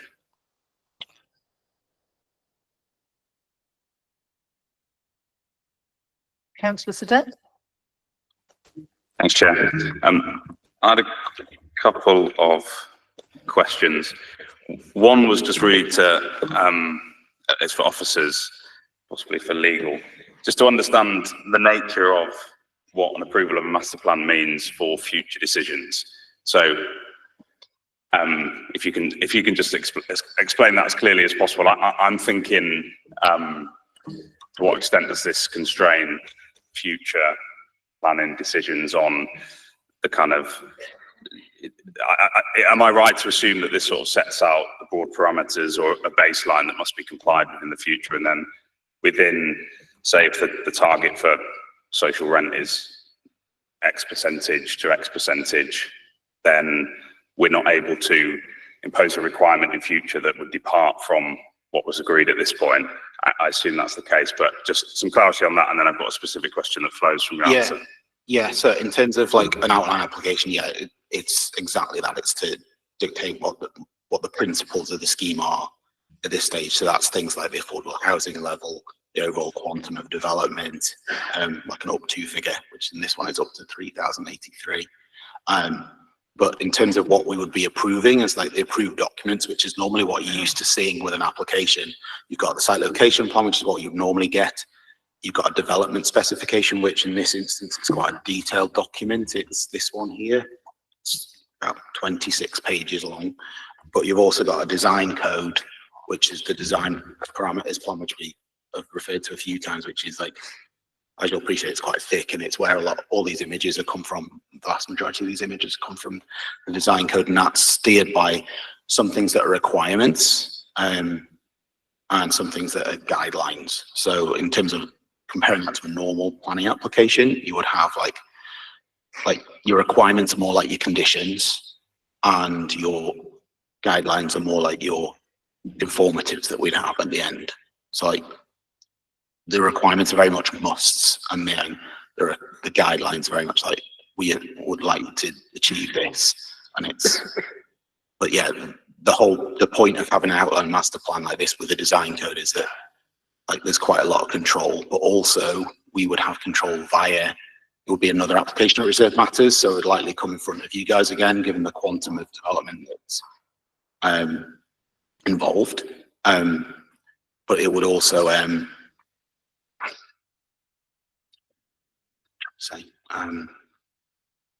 it will come in front of you guys again, but we would also have control via our local plan policies and via the London plan policies and national policy as well. Yeah. Yeah, thank you. So the next question I get related to that, but specifically in relation to the tenure mix, and I'm thinking mainly about the percentage of social rent properties that we build, as we're obviously projecting here way into the future. And although a feasibility or viability study is being done now, we've heard a number of times this evening about cost pressures and regulatory changes that are having an impact in real time. So it's difficult to have any degree of certainty for, say, phase 8 or phase 7 at this point in time in relation to that. So I just want to test with officers that you're comfortable that the parameters that we'd be putting in place here tonight, if we approve that in terms of the targets, are appropriate and give enough flexibility, both in terms of the baseline protection that we just would not fall below in an uncertain future in the way that I've just described, but also where, you know, were things to, where the environment to improve, the sort of cost environment and regulatory environment and so on, however unlikely that may be, you know, is there sufficient capacity there for some of the upside, for there to be a slice of the upside in terms of social rent provision and so on, to try and make up some of that shortfall relative to the initial ambition at the start of this project. So yeah, so I guess it boils down to what, if you could just set out, because I struggled to find exactly what it is, what we would be agreeing to today in terms of tenure, or how much scope there'd be to amend that in future, and whether there's possibility within that, whether you think there's enough scope within that to protect in terms of a baseline and to tap into any potential upside in terms of social rent. Thank you. Yeah, so like in general terms, like we would be bound by the conditions of this application and the legal agreement that goes with it. But in terms of what you're talking about in terms of future potential to increase things like social rent, like different tenures and change the mix, each reserve matters will be covered by a individual viability assessment. I don't know if the applicant could give you a bit more detail about that and how that works in relation to each. each reserve matters application? Because overage will come into this as well. Yeah, so I suppose to answer your question, we have the planning application. We've also got the contracts we have between Hackney and Notting Hill Genesis. When we complete the regeneration at phase 8, we have to have delivered 41.7% by unit, 57% shared ownership and 43% social rent. We're contractually bound by that. We have to do that. In terms of over providing affordable within phases, we've got an overage model at Woodbury, which ultimately acts like a mid and late stage review. So we've seen it previously where phase 2 did very well for us, and the additional money that came out of that was able to fix phases 3 and 4, which as standalone schemes would not have been deliverable. So that's how it works. Rather than additionality within a phase, it allows future phases to come forward that are considered unviable. So that has been in every 106 to date, and will continue and is drafted into the 106 that we have at the moment. So that's the method of capturing any additionality that there is.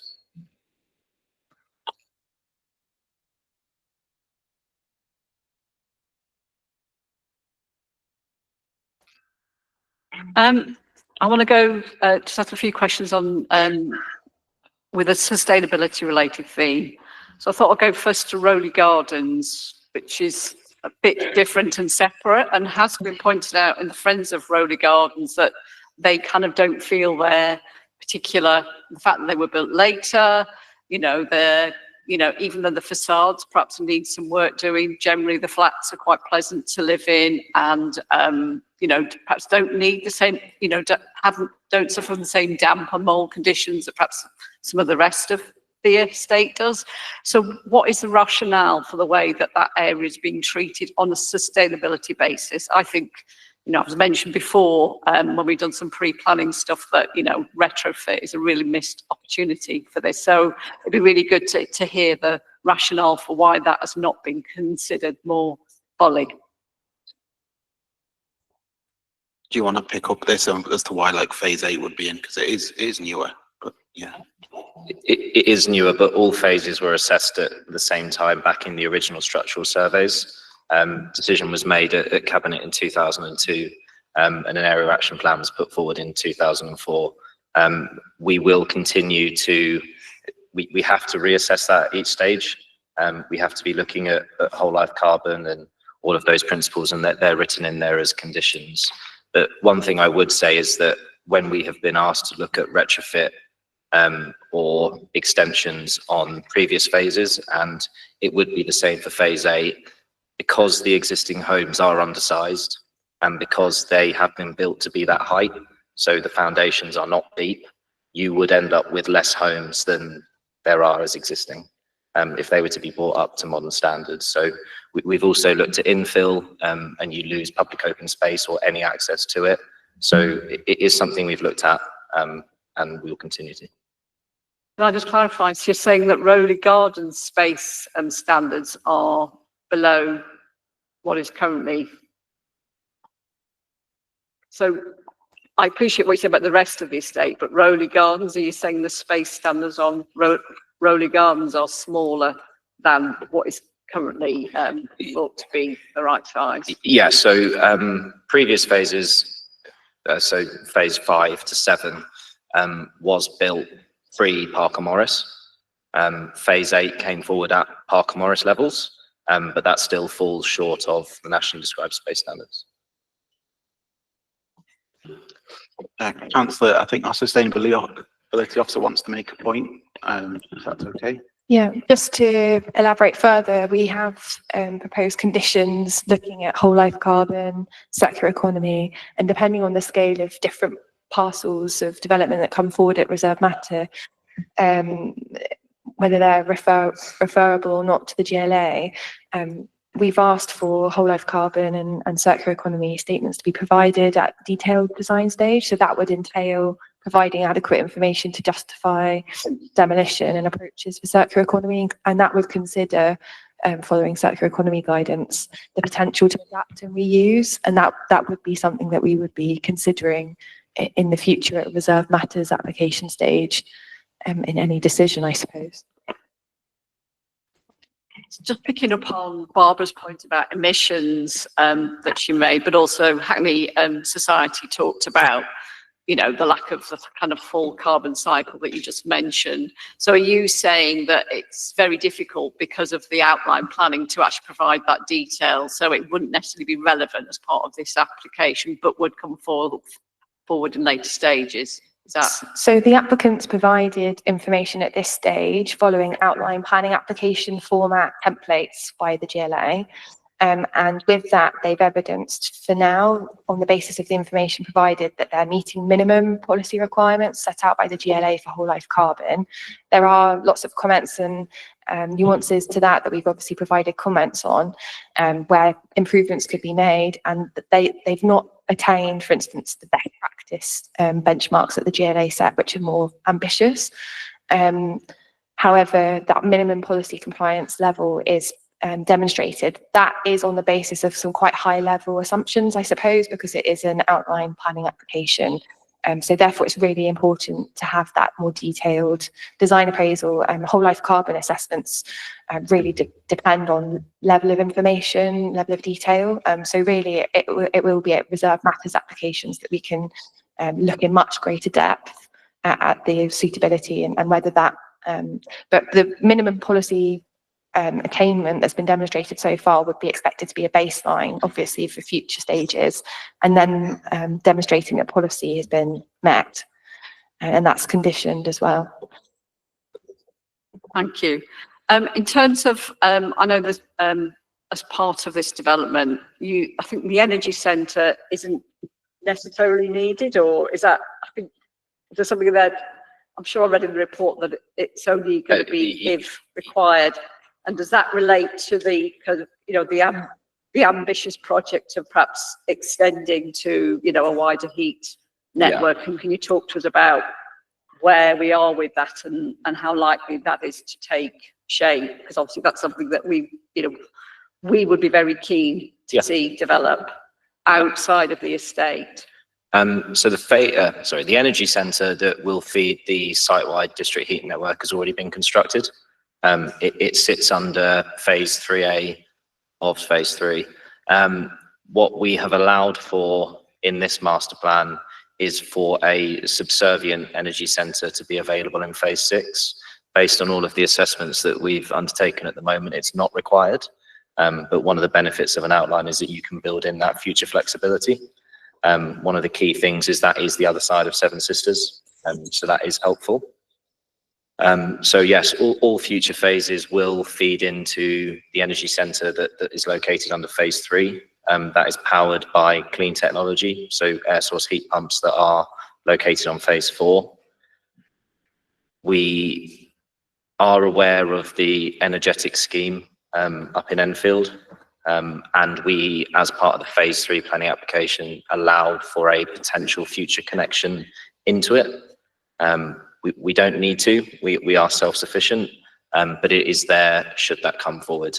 My understanding of the latest position is that Haringey aren't too keen on it, which means that direct route down into Hackney via Tottenham and back into our site via Seven Sisters will prove quite difficult.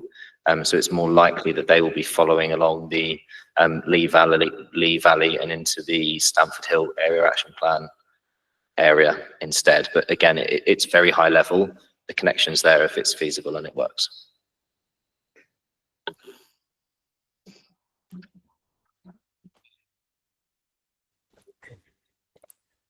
So in terms of kind of concerns about overheating, so I think it's mentioned in the report. I think it's been documented in the press that there are issues with overheating of the existing development and the initial phases. In the report, there's concerns raised around things like single aspect flats, which make them slightly more difficult to ventilate. The properties facing Seven Sisters Road, not necessarily wanting to open your windows onto that road to allow you to ventilate your flat as well. The podiums potentially being sort of heat islands, I think was the description that was used. What kind of assurances are in place in this plan to make sure that the overheating problem is addressed for the future phases? I think one of the major changes that we're seeing as part of this application is the air source heat pump system itself. It runs, we can get very technical here, but rather than heating directly from a boiler at the base of a building, it runs water throughout the common parts at a lower temperature. As it enters the individual flats, it's then accelerated through a HIU or heat interface unit. So that allows the resident to control the temperature of their own flat in a much greater way. It also means that the common parts are a lot cooler than we're seeing with the previous CHP system. The other thing is that overheating is now a building control matter. It will be assessed at RMA through dynamic thermal modelling, and that has to take into account external noise, air quality and security constraints. We are also following LETI design principles and passive measures to try and get around those, and all of it will be balanced against housing quality, so ensuring outlook, dual aspect where possible, and all of those matters. Just to expand a little bit further as well, from a conditions perspective, we've recommended conditions on overheating and active cooling. Prioritising the passive cooling through the cooling hierarchy has been conditioned, as well as the assessments that have been referred to. And that has consistently been raised throughout the application phase. I suppose as that level of detail comes through in reserve matters stages with regards to the look and appearance of the building at that greater level of detail, that's where you can really start to scrutinise whether the cooling hierarchy has been sufficiently explored before any active cooling has been implemented to meet cooling needs. This is a really important issue in Hackney, particularly at climate risk. So we've obviously given extensive feedback on that, and we will continue to do so at reserve matters stages.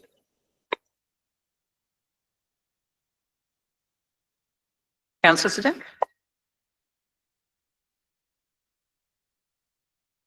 I said Councillor Sadek, sorry, but I did indicate you. Councillor Suzerong, I did say you before. I don't want to upset the flow. I'm mindful of the flow of questions. So mine is quite different, so I don't want to upset the flow. I wanted to ask about, in respect of London Plan Policy D11 and D12, crime and safety and designing out crime. I understand proposals are compliant, but my question would be, how were residents consulted about any concerns or ideas they might have had about this, and how will this go forward in respect of consulting them through the different stages? Thank you. So in terms of like, residents will have been notified about the plan application, like as I've kind of set out in the report, but in terms of specifically when we're talking about designing out crime and secure by design, we've got a secure by design condition, which is suggested by the Met Police. But that will be looked at in more detail at reserve matters when we know more about details. But in terms, I think the applicant can probably come on and ask about how design out crime's been considered. Yeah, it was raised a number of times during the public consultation that we've done. We've done quite a lot of engagement with the youth as part of it. So it was a big issue for those at the time. I suppose one of the key points that we're looking to implement or that we can implement as part of an outline, because as James has said, a lot of that detail will come forward at reserve matter stages, is overlooking an active frontage. So what we are able to do as part of this application, because we are proposing podiums, is take a lot of what we refer to as back of house, so bin stores, cycle stores, car parking, and bring that away from the street. That brings it into the centre of a building and allows for more frontages to look out onto the public realm, and that naturally increases passive surveillance. But again, we will continue to consult with stakeholders, residents, and as James said, secure by design as we develop the reserve matters. Thank you. But I think it's really important that residents at all stages bring up their concerns and their ideas in respect of the quality of life and engagement with this process, as well as obviously the crime and safety officers. So that's definitely my questions are always around the quality of the lived experience throughout this whole process. Thank you.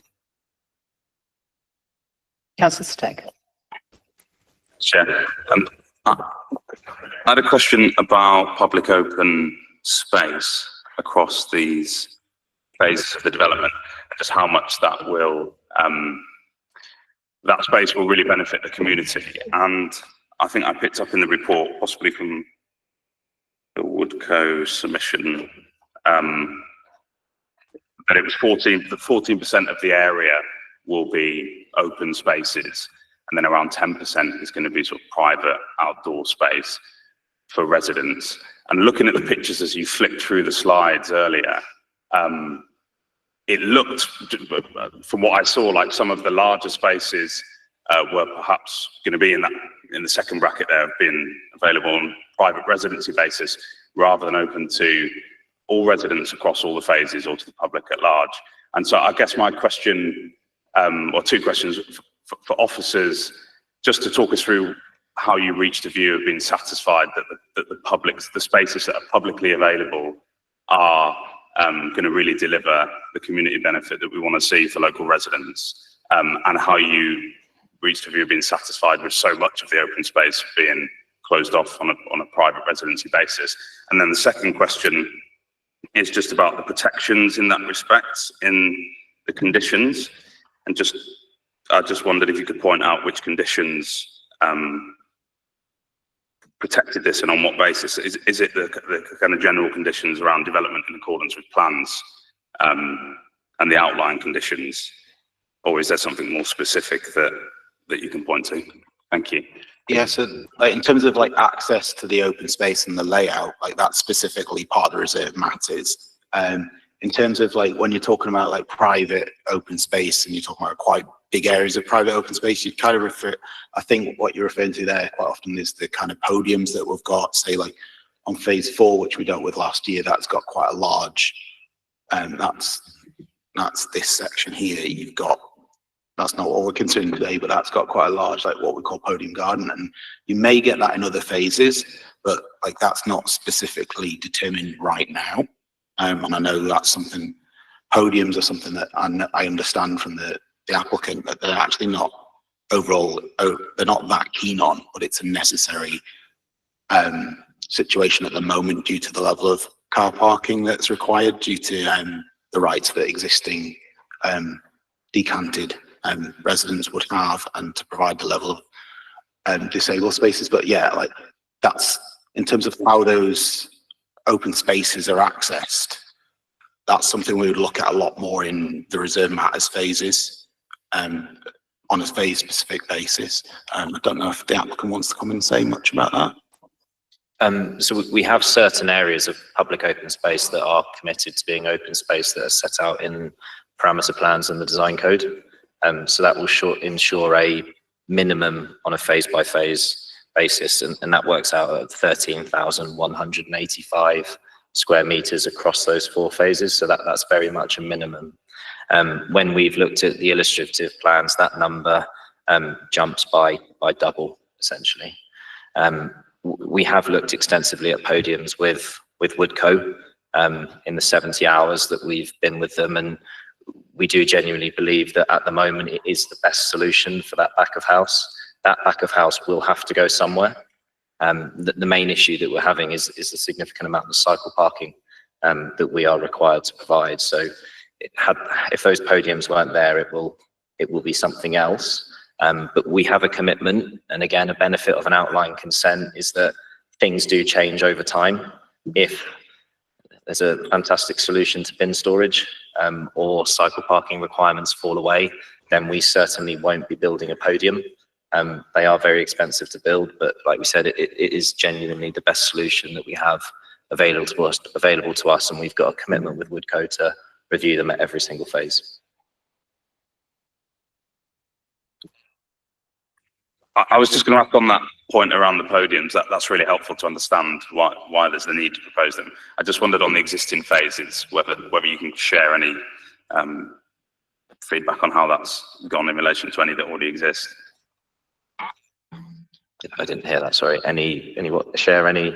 So under the phases that have been built already, has that been the case that podiums have been rolled out for the same reasons as you've just described? And if so, I just wondered how how that's gone in terms of use of them and enjoyment of them and so on, and concerns amongst residents in those developments around access and so on? So very early on in some of the earlier Kickstart sites, basements were delivered.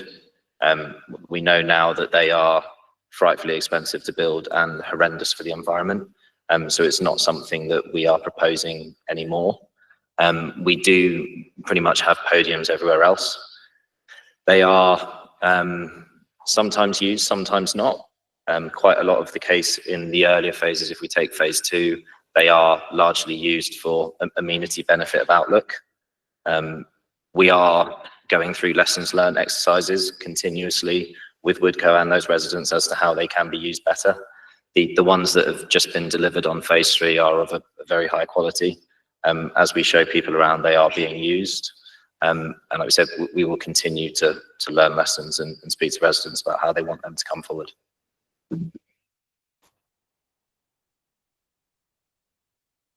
On the back of that, I was just going to ask, because I know podiums, part of the criticism of podiums is, you know, the kind of biodiversity and the ability, you know, for nature and wildlife to, you know, depth of trees, etc., and all of that kind of stuff. Could you just comment in general about the biodiversity on site? And, you know, I know there's concern in these papers about the loss of mature trees.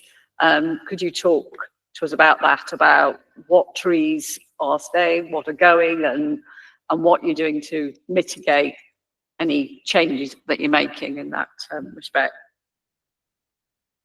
So I can't talk about specific trees other than the fact that all category A trees will be retained. Those are the trees of the highest quality that we have on site, so all of those will be retained. The 2014 master plan allowed for about 30% tree retention across the site. The outline application ensures that there's a minimum retention, and with the illustrative proposals, we believe we can get to 60%. We will have 2-for-1 tree replacement, so 400 more trees will be on site, so there will be an overall increase.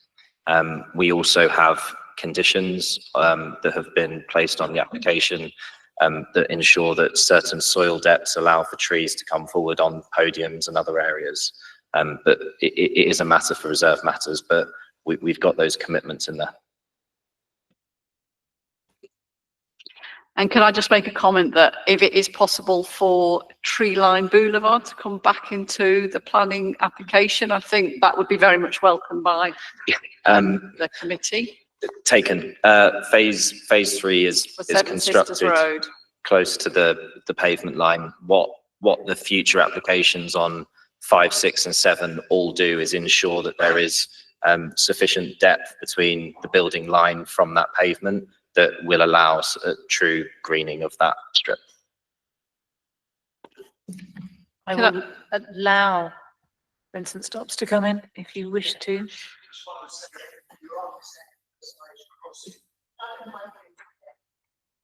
Your officer emphasised crossings, and of course that is important, but you also need the space, you know, divvying up into sort of 3-metre chunks divided by a carriageway, a bicycle lane means there's lots of chunks. We do need to address the issue of losing 4 metres of a resource of which there is very little. So that tree line boulevard needs to look something like the drawing that pre-existed, the ones that TfL want to spend £8 million of your estate money on their bike lanes. If they want to do that, they should spend it their own money. You know what? You've made that point, Mr. Thank you. Mr. Stops. So thank you for that. That's, yeah, if Tree Line Boulevard could come back in the description as a condition, maybe, I don't know how that can be added. Well, if we all call it a, boulevard, then maybe it will happen. I'm not sure we can do that within the scope of this application. I don't know if any of the other planners from the council plan department want to I say think our anything. intention and our desire has been made clear, and we don't have TfL here, and it is something that we'll be looking at in the future. But it has been well stated in terms of our aspirations for that road. Okay. Any other comments from the committee? We've had a good round of questions. The points I hope, Joe, have been answered in terms of the hub and wellness and carbon efforts in doing what they can. In terms of the environment, the obvious big and overbearing concern for us is social housing, affordable housing in all our schemes. This is a master plan. All that we can say, and I think it's a battle of statistics perhaps, that we are getting bigger units, which is obviously what we want. We want homes that are better to live in. And so it's good that the units are bigger and we're getting more square meterage. However, any concern about reduction in units is always going to be a concern. And we need to get an assurance, and I know that we have from our officers and Berkeley, that we will push for as many units that are social and affordable as each stage comes. And I think that really is a key baseline. I just want to state it, that is what we want to see each step of the way. That is our overriding aspiration, besides all the other factors. Very glad to hear about the livability, but we need to see the push for units as well here, okay? Because that is going to be the critical point. With that, any other comments? I'm going to move to the vote. So the recommendation summary, that we grant conditional outline planning permission subject to completion of a legal agreement and referral to the Mayor of London. Those in favour, please show. It's unanimous. Thank you. I'm going to give a 10-minute break now. I think everyone can do with a bit of air, and we can clear the room, and then we'll move on to the second. Just for the recording, just to say that was unanimous very much. for item 6.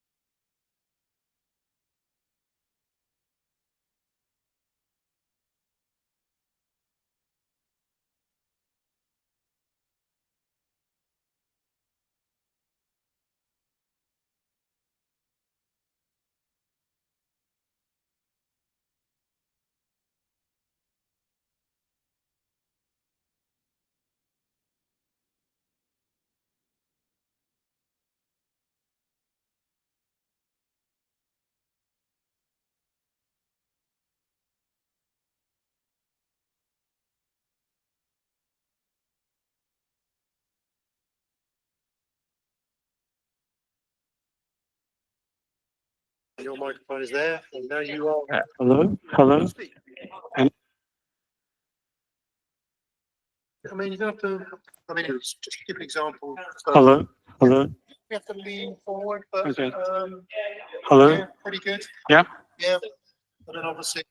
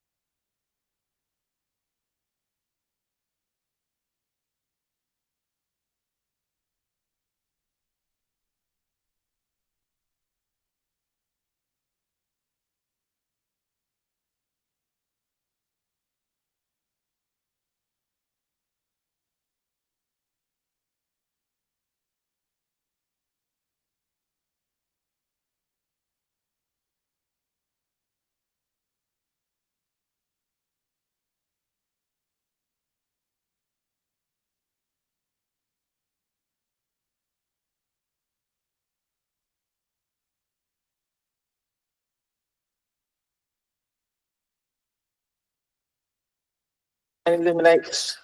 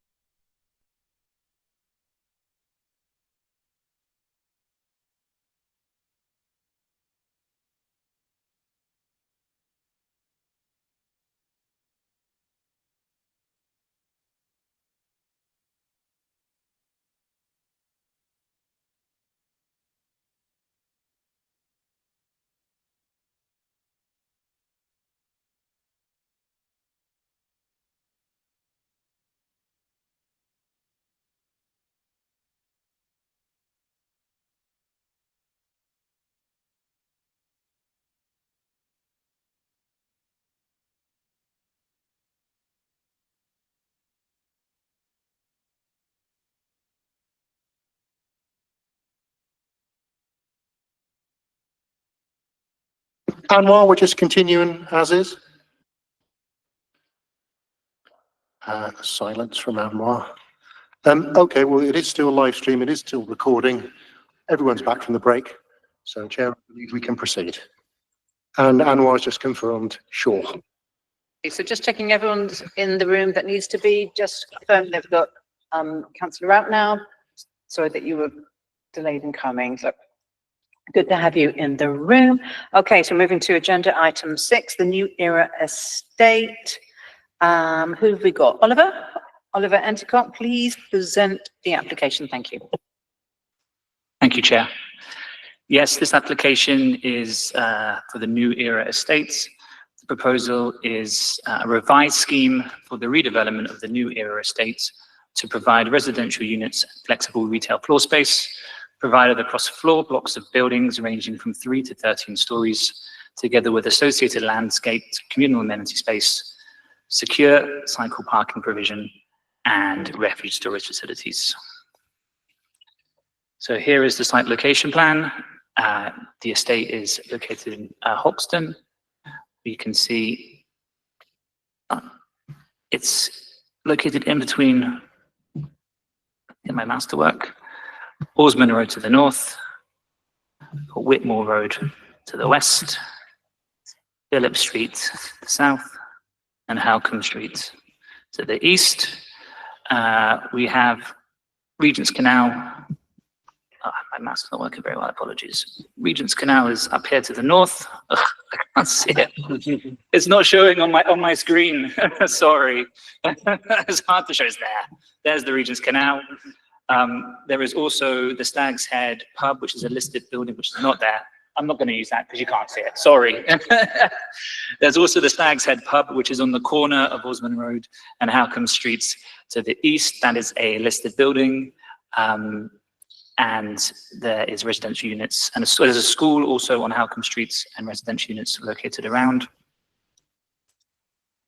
This is just another map, so Google Maps. You can see there is Kingston Road running north to south to the east, Haggerston Station in the northeast, Shoreditch Park just to the south. And here is the site itself. So the existing site is 4 stories and it consists of 96 units and a number of retail units as well at ground floor on Whitmore Road. Of the 96 units, there are 14 one-bed apartments, 72 bed apartments, and 12 3-bed apartments. The estate is not owned by the council. It is a privately owned estate by Dolphin Living, who I is the provider. Now, the estate is very old, and the existing units are well below what we would consider to be a good standard of accommodation by today's standards and policies. They are undersized, they have no lift, no outdoor amenity space. Also, residents have complained of mold and plumbing issues. You can also see in the middle that there is informal parking arrangements as well. And it's also should be noted that the existing residents, they're on their tenancy agreements. They have a bespoke tenancy agreement where they pay a much lower rate than what would be the standard market rates for that area in terms of their rental agreements. So here's just some floor plans of the site. This is the ground floor. Along the west on Whitmore Road are the retail units. The rest are the flats. And these are the upper floors. And here are just some of the elevations. And some street views of the site. This one is looking along Whitmore Road. You can see the retail units there on the left. And this is looking within one of the central courtyard parking areas of the site as well. So the original scheme, you can tell from, given that the reference number is 2019, that this is a very old planning application. Now, the reason for that is that this application actually came in 6 years ago. And at the time, this is a picture from that original proposal. At the time, the scheme was for 199 units and it was up to 14 stories tall, of which there was 131 private, 21 units were at London living rents and 47 were at discount market rate. Just showing you some drawings here of the scheme from 2019. Just to give you an idea. Now, this application went to planning committee in July 2020 and was recommended for approval. Following the approval, the scheme had stalled due to two main reasons. Firstly, because of funding, and secondly, because soon after the recommendation for approval, new government legislation came in requiring any residential block of more than 18 meters in height needed to have a second stairwell for fire safety, which this original design didn't have. So for those reasons, this scheme stalled, even though it had a recommendation for approval. So just to show you, to give you an outline here, with this proposed scheme, you can see there's replacement retail on the left, residential units located around 4 blocks with a central courtyard. This one had cycle storage on the right. And this is just showing the roof plan as well. So, fast forward 5 years, the applicant has managed to acquire funding, new funding for the scheme, which is going to be via the GLA, and they have redesigned it to allow for a second stairwell for the blocks that are over 18 meters. So this has come in on the same application, just with revised drawings. The reason for that is there's an increase in units, but the overall height, massing, and layout of the scheme remains, in general, very, very similar. So this is just a picture of the new scheme. So just to pick up on some key points, the new scheme is a maximum of 13 stories tall. So it's actually 1 story, at its greatest, it's 1 story shorter than the one from 5 years ago. It is now for 208 residential units, 94 1-bed, 92 bed, 24 3-bed, includes 21 wheelchair accessible units.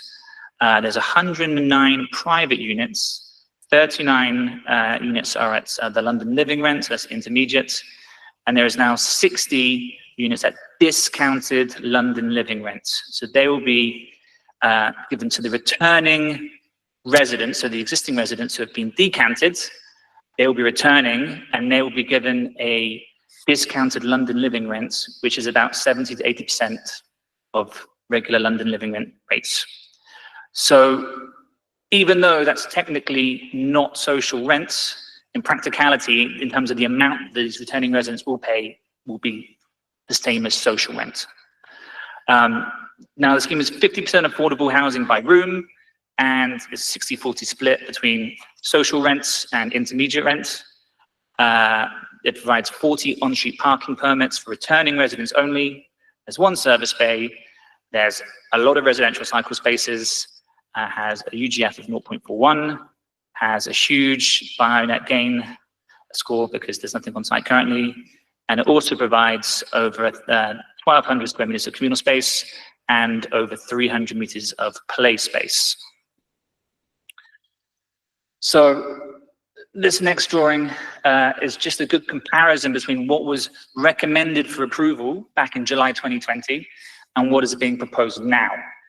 So you can see at block D in the top left, the scheme is losing 1 story, as it is also at block B at the top. And then the red colored blocks is where there's going to be an increase of 1 floor. But otherwise, you can see that the scheme is very, very similar in terms of its massing and layout. The blue is just showing where the second stairwells are going in.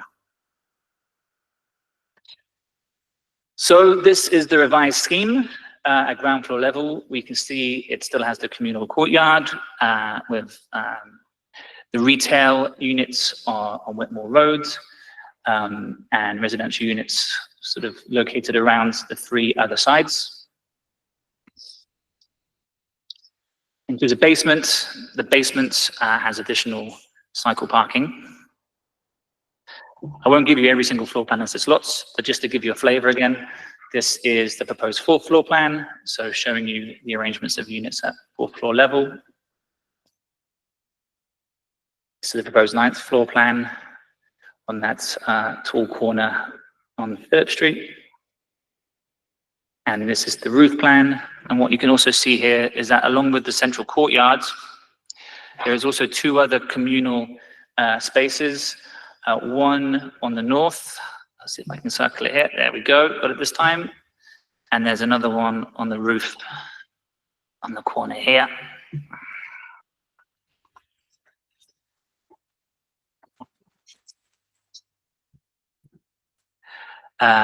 Here we have some proposed landscaping. So in terms of landscaping and biodiversity, there's up to 21 trees proposed in the courtyard. Plus there's additional landscaping around the edging of the site with new trees to the north. There's new trees planted here and, oh no, there. And also on the corner, on the southeast corner,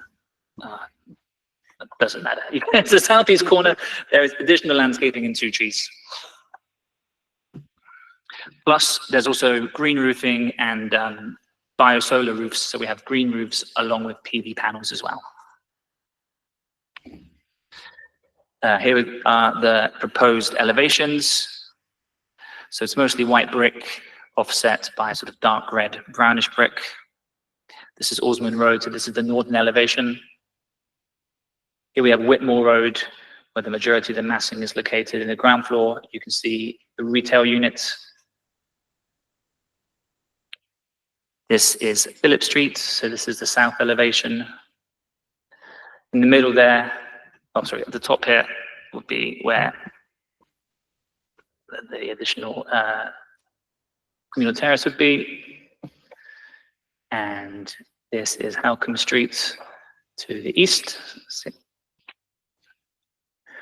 So this is just to give you another idea of the differences in the overall height and massing between what was approved in what was recommended for approval in 2020 and what is being proposed now. So you can see there's a small reduction here at the top. There's a small increase here. And you can see also down here, there's another reduction in the heights. But overall, it remains very, very similar in its height and massing. This is just to give you an idea of how that massing would look within the streets. As I've noted in my reports, obviously, given the scale of the developments in comparison to what is there currently, the current development is, or the current estate is 4 stories high. This is significantly taller than what is there. And as a result, given the urban environment, it does have an impact on some neighboring residents in terms of their sense of enclosure and loss of light. And then here we have just some additional CGIs. So this is a picture of what the internal courtyard would look like. This is a proposed CGI looking south of the scheme. And finally, it's a proposed CGI at street level from Halcombe Street. So on the planning balance, the scheme provides a high volume of good quality new homes, good amounts of communal space and play space. The affordable housing offer, particularly given that it's a private development, is excellent. 50% affordable housing with all returning residents coming onto what is essentially a social rental agreement. And it retains large retail floor space, has a high number of cycle spaces, has a good biodiversity offer. Officers acknowledge that it will impact neighbours in terms of light and outlook. And also there have been issues with pre-demolition audit, which is currently unresolved. However, we feel that can be overcome by condition. So in terms of the planning balance, we feel the scheme has a lot of strong benefits, and therefore officers recommend that this application is approved, subject to conditions in the Section 106 agreement. That's it. Thank you. Now, committee members, in terms of our objector here, Mr. Horn, he was told in error that he could have 10 minutes to speak. It seems only fair to allow him to have 10 minutes since he was informed that he could have 10 minutes, although it's not precedent, as I said. I think it was just because of tonight's large application earlier this evening and the matters were confused. So, Mr. Horn, you do have up to 10 minutes as you were offered at the beginning. Chair, members, thank you for the opportunity to speak this evening. My name is Trevor Horn. I'm a resident and chair of the management company at Orsman Whitmore, the neighbouring building directly north of the New Era estate. Our building houses 8 flats above the ground floor studio of the artist Peter Doig. I'm an architect. I'm a member of the Hackney Society Planning Group. I was the architect and developer for our building at Orsman Whitmore. I've been running my practice for 35 years, and we're a pro-development practice. I recognise that the New Era estate badly needs to be redeveloped, but not with this scheme in its present form. I will make 4 points in objection to the proposed scheme. 1, impact on our building. The main facade of our building on Orsman Road is south-facing. The proposed New Era scheme puts a 9-storey, 32-metre high wall just 15 metres in front of us, cutting out a significant amount of light to the flats. Also on the upper levels, projecting high-level balconies will look directly into our building, compromising the occupant's privacy. Regarding the daylight issues, in May 2025, we commissioned a report by David Bowden of Urban Building Surveyors to review the applicant surveyor's daylight and sunlight and internal daylight report. Our surveyor found the applicant's report to be flawed and calculated reductions in daylight up to 44% in key living areas, with some flats losing more than half their existing daylight. This is well below BRE guidelines. This report was included with my letter of objection. The applicant's surveyor responded with a note dated the 18th of June 2025 entitled New Era Estate, Hackney, Trevor Horn Objections. I was never sent this note and only became aware of it last Wednesday. Our surveyor has now responded to this latest note, and I forwarded a copy of this correspondence to the case officer. In our surveyor's response, he reiterates that the methodology used in the applicant's report is fundamentally flawed. He notes that the room plans appended to the report show that the estimation of internal layout at Orsman Whitmore is simply wrong. In each floor considered, their internal layouts show less depth in the critical southeast room. This will invariably lead to a lower estimation of the likely reduction of internal daylight. Our surveyor continued, even on this basis, the applicant's calculations show that 5 out of the 11 rooms do not satisfy BRE guidelines. Accordingly, I stand by my conclusions reached in my report of May. He goes on, in fact, I would go further and say that the errors inherent in the methodology cast doubt on their entire report, at least insofar as it relates to the neighbouring properties. Following on from the surveyor's report, if the present scheme is granted permission on the basis of this inaccurate information, we, Orsman Whitmore, will confidently issue proceedings for judicial review. As an aside, our surveyor was not able to fully comment on the applicant's daylight and sunlight report in May, as critical information was missing. We requested this information and the applicant surveyor promised to provide it, but unfortunately failed to do so. The question is, if our surveyor can verify the information due to the lack of information, how was the council able to assess it? Point 2, scale. The Hackney Society Planning Group, along with other objectors, have warned that the height and massing of the proposed scheme is excessive compared with the surrounding context, which is typically 5 to 6 stories. Instead, we're presented with blocks rising to 13 stories with a monolithic overbearing form. The scale of the proposed development is contrary to London Plan Policy D9 on tall buildings, which require proposals to be appropriately located and sensitively designed in relation to their context. Here, the massing will dominate the street and worsen overshadowing and enclosure to neighbouring buildings and the public realm.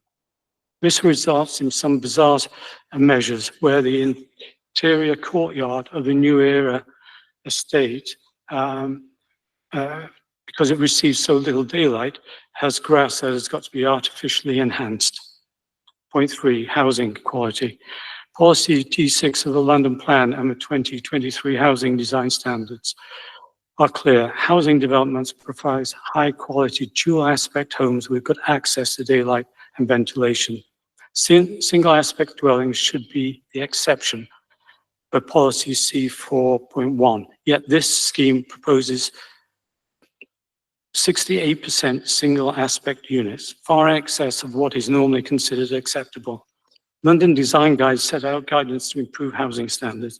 This housing development will still be standing in 100 years' time, and we should expect housing standards to improve over the long term and not to start from such a low bar as proposed here. My final point for design governance. This application has not returned to the design review panel since November 2018. This is despite major changes since the last TRP session, namely changes to all elevations, changes to unit numbers from 199 to 208, and significant changes to the massing.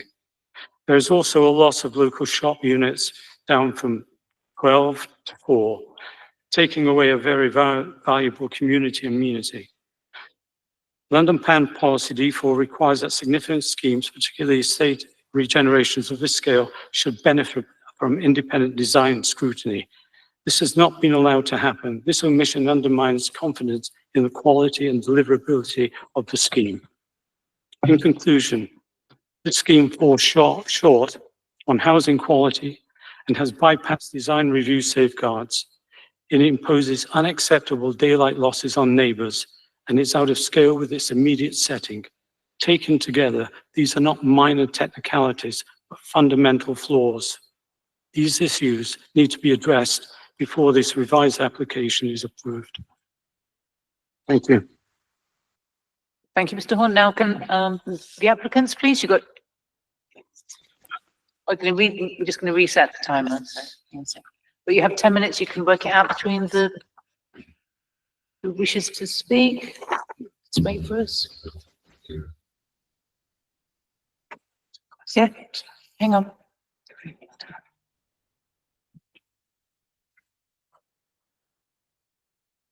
Okay. And good evening, committee members. My name is Olivia Harris, and I'm the CEO at Dolphin Living, speaking on behalf of Dolphin Living and our development partner, Hill Residential. This application marks a significant milestone in securing the future of the New Era estate and its community, delivering high-quality homes, 50% of which will be affordable. Plans to rebuild the estate were first introduced by Dolphin Living in 2017 and supported by residents of the estate in 2019, when a ballot returned an overwhelming 91% vote in favour of the rebuild on a 91% turnover. Since the resolution to grant at committee in 2020 that was mentioned by Oliver, we've worked to deliver more homes, of which 50% are affordable, and improve the level of affordability, design quality, environmental impact, and building standards, including second staircases.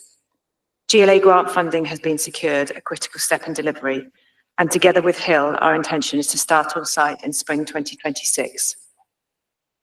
We've remained firm in upholding our commitments to the residents of the New Era estate. All residents who were living at the estate prior to Dolphin's acquisition in 2014 are guaranteed a temporary home during construction and a new home on the rebuilt estate. Dolphin has acquired 68 flats at 333 Kingsland Road for this purpose, and residents have already begun relocating. These residents will continue to pay rents as if the estate had not been rebuilt. These rents are equivalent to local social rents and will be capped at a 20% discount to London Living Rent into perpetuity. The remaining affordable homes at the rebuilt estate will be rented at London Living Rent. We appreciate that concerns have been raised by neighbours. However, our application is principally the same as the scheme the committee approved in 2020 and is consistent with the changing surrounding context of the Britannia and Colville estates. During the construction process, we remain committed to work with the local community and ward councillors, who I would like to thank for their support over the years.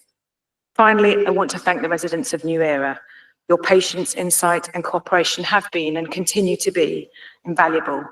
We are proud to work alongside you and look forward to continuing that partnership.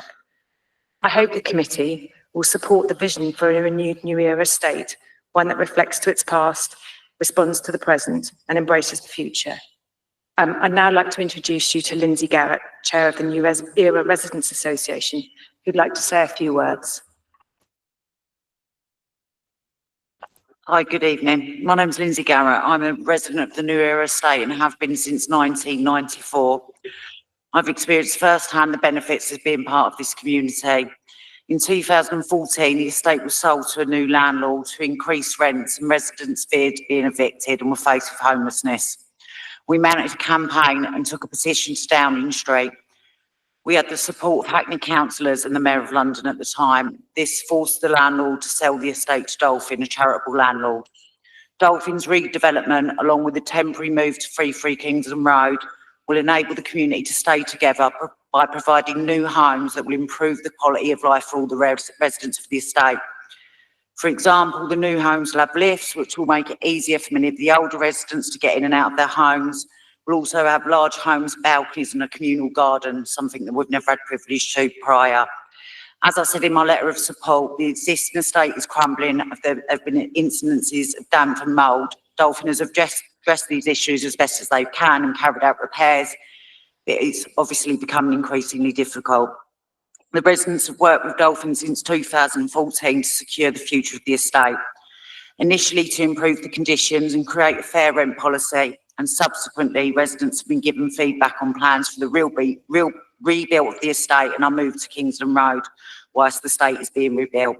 Of particular importance to us is the commitment by Dolphins to provide us homes for life for the existing community at rents that we can afford. I can't stress how important that is for us. We've been living with uncertainty for a very long time. It's been frustrating, stressful, and very stressful at times for the residents. But with visible progress being made, the community is on side. Over half of us have moved to Kingston Road, me, myself, and we are really happy and enjoying our new homes. It is important to the residents that the rebuilding of this estate goes ahead to improve our living conditions and so that we can keep our community together and most importantly on rents that we can afford. Thank you. Thank you. The committee, your questions. Councillor Narcos. So just to clarify, obviously there's an existing application that was approved. Is that application still valid, or are we just discussing the differences, or are we taking this as a whole new item? Because I know sometimes we've had applications that have been amended and we've only been able to sort of discuss the differences, right? Yeah, the previous application was not approved. It was recommended for approval, and that recommendation was agreed by committee, but the planning permission was never issued because the associated Section 106 agreement, legal agreement, was never completed. So the application in full is back before the committee. So the previous decision in legal terms is not binding on the committee, but there is a sense of reasonableness we ought to have in mind that if there's something that we considered acceptable last time, we'd have to have good reason to find it unacceptable now. But in legal terms, the previous application and the previous committee's consideration is not legally binding. Okay. Just a couple more questions from me then.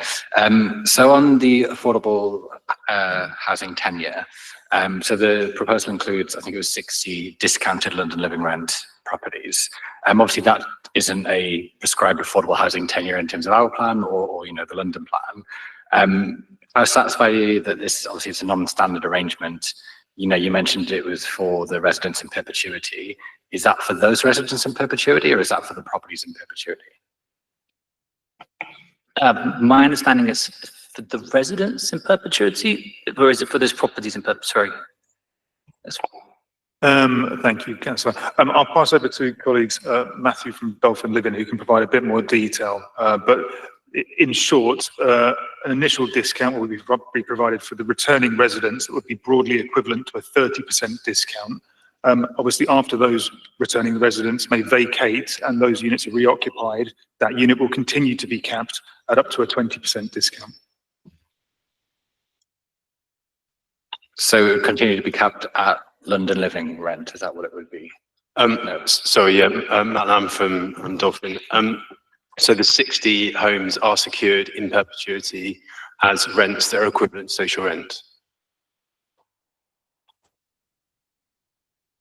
Desmond. So this is a very famous estate. You know, we all read about what happened. I think you got a lot of celebrities there.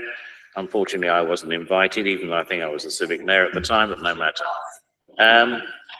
It's obvious that we don't want to see the situation that you've mentioned, but on the other hand, we have to balance our decision. I wanted to clarify what the nature of the tenancy agreements are. Are we talking about assured short-hold tenancies, and also with the new Rent Reform Act coming through? So we've heard from the resident and we've heard about the rent regime, which sounds very favourable, but what sort of tenancies have the people got there? It's predominantly assured short-hold tenancies. They're not social tenancies. But an assured short-hold tenancy until the new Rent Reform Act becomes law doesn't give total security of tenure. But are you saying that the tenants there will have security of tenure? Yeah, that's correct. The tenants will have security of tenure. Okay, that's fine. They will have security of tenure, yeah. Good. Councillor Ratt. Sorry, just to dig a bit deeper on that. The tenants who are returning will have security of tenure. Will the new tenants coming in with the 20% discount rather than 30% discount also have security of tenure? Yeah, that's correct. They'll all be signing tenancy agreements of up to 3 years as per policy in terms of London Living Rent homes. Okay, go to Councillor Potter. Is it possible, so in terms of Trevor's comments, is it possible to show his building in relation to, because you talked about the 9 stories, is that right?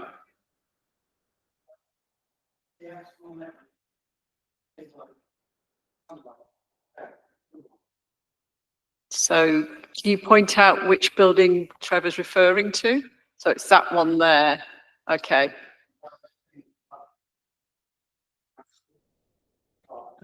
Okay, and in terms of the floored, could you talk some more? Obviously, there's a dispute between Trevor and the expertise you sought and the study carried out. Was it daylight, sunlight? Could you talk about the nature of that, and you know, and then Trevor, I don't know if you can come back and explain again the difference from your perspective. Thank you, Councillor. So we've got Matthew Harris from Point 2 Surveyors here tonight, who prepared our daylight sunlight assessment and provided a written response to Trevor's objection and also his surveyor's letter, which you referred to. So I think Matthew would be best placed to respond. Hi there, I'm Matthew Harris from Point 2. So there's a couple of points in response to Mr. Horn's objection that's worth talking about. Forgive me if I'm talking too much technical, I'll try and keep it straightforward. But effectively, the way we've assessed daylight and sunlight in this particular instance is exactly the same as it would be assessed on any scheme that I've been involved in the last 20 years. We've modelled the scheme and all the surrounding buildings from measured survey, detailed measured survey information, so that's picking up all the window sizes correctly, all the building fabric in relation to the site. And then daylight and sunlight studies are run using computer simulation. That's using a software that's been ratified by the courts and planning inspectorate, has been used for well over 2 decades in accordance with the BRE guidelines. So the important point is all of the methodologies that have been run here, which are the BRE tests, are within the BRE guideline documents, which is now in its third revision, and the software is ratified against those tests, so it's in line with BRE guidance. So all of the assessments that are in the report are reflective of the BRE guideline recommendations and have been assessed against those recommendations. The VSC, which is the vertical sky component, that's one component of the test, and the APSH, which is the sunlight test, is taken on the window. The windows are modelled from survey. As is usual practice, when we haven't got access to all of the neighbouring properties, we've undertaken detailed research of the neighbouring properties in terms of their internal layout configurations, and where we have obtained floor plans through the public available records, in this case the planning portal, we've drawn on some relatively recently consented drawings produced by Mr. Horn in relation to his building, and applied those layouts. They're quite detailed layouts showing room dimensions, uses, configurations to our model, and that's the basis on which we've analysed our assessments. And so the assessment methodologies are in line with BRE guidance and would be industry standard practice in any planning application. The second point to make is that we sort of said the scheme has generally remained very much in line with the previously recommended for approval scheme, in particular the elevations facing onto Mr. Horn's building, and our assessments have demonstrated that the daylight and sunlight assessments results are in the main better than the previously assessed scheme, or no change. So there's very limited difference between the two sets of results from the previously recommended scheme. And the discrepancy that Mr. Horn has identified is in relation to the discrepancy between the floor plan that we've used for some of the flats and the reality of the situation, which is I so commonplace when we haven't had access to all of those flats, and it's impractical to have access to flats at the planning stage. We've not been provided with any plans to the contrary to the plans that we've been provided with, and they were provided as part of the recent consent for that building. So that's the discrepancy. Mr. Bowden, who has produced an independent report for Mr. Horn, has identified a number of discrepancies in terms of analysis results, but I would stress that the analysis results that we've undertaken are on the computer simulation model. Mr. Horn's advisor, Mr. Bowden, has undertaken a manual what's called a TNO meter assessment, which is a handheld light meter assessment within the room. It can only assess existing conditions. It can't assess future or hypothetical scenarios in the future. So he's in his own report has said he's estimated the scale of change between the existing and proposed conditions because he hasn't got the proposed conditions there to assess. So he's identified some estimated impacts that are greater than what we've identified in our report. But the analysis that we've undertaken is a self-consistent assessment. So every time you run the assessment, it will always produce the same results, whereas a handheld light meter will always vary depending on light conditions of the day. So the BRE assessments have been produced so that it produces a consistent assessment, so you can assess the existing site conditions against the proposed site conditions in a very self-contained manner, and you'll always get the same results when you run the assessment. So I'm comfortable with the form of assessment that we've undertaken and the form of method of assessment that aligns with BRE guidance. Could I ask if Mr. Horn can come back in, and then maybe our officers who's got expertise in this field to perhaps make, some comments that'd be helpful. From my understanding, sorry, I need some water, but never mind. From my understanding, it's a computer-based survey system. And that depends on the information going in. And the information they put in was incorrect. It was not the actual floor plans. There's inaccuracies in the floor plans that they were using. In terms of coming into the building, we have no issue with that. It was never requested. And in terms of working with them, we'd like to resolve these issues, because I think in terms of architectural massing, with very little loss of units, our lighting issues could be resolved. But there's been no discussion or reach out to have that conversation. But just to repeat, it's a computer-based model, and it's the accuracy of the information going in. So officers, yes? Yes, so in terms of BRE data, we obviously have to accept what is submitted by the applicant in their BRE reports, their daylight and sunlight reports. As the applicant has explained, there is software that calculates the vertical sky component, no skyline, and the annual probable daylight hours across the year. All these measurements for calculating the daylight and sunlight are accepted by the BRE. They are BRE guidance, and the software is accepted and it's been demonstrated within planning appeals numerous times. So the way it's calculated and the software being used, I think, we don't have an issue with. And it's also important to note that it is guidance rather than policy. And as the applicant stated as well, in terms of the windows and the floor plans were used from a recent planning application for that site. So they were taking off those drawings for that site.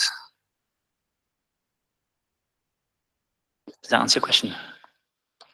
I'm confused about the floor plan in the sense that you said that floor plans are wrong that were used, and so. Our surveyor found them to be incorrect. He took the existing plans of our building and overlaid it on their report, and they didn't match. They were incorrect. Councillor Narcos? So with the floor plan, sorry, I'm struggling to understand this. So is the issue that if the floor plans were wrong, because I know that some rooms are it's more important that, they have lower levels of light loss in other rooms, so like a bathroom is different to a living area, for example. Is that kind of what this is about, that some rooms were designated one kind of room, whereas they should have been another kind of room because of the floor plans being wrong? No. What's the issue with the floor plan? It was the main living space, and how it extends back into the plan of the apartment. Right. And it was coming up at, it was reducing on this second and third floors 44%, and on the first floor, I think it was up to 56%. Right.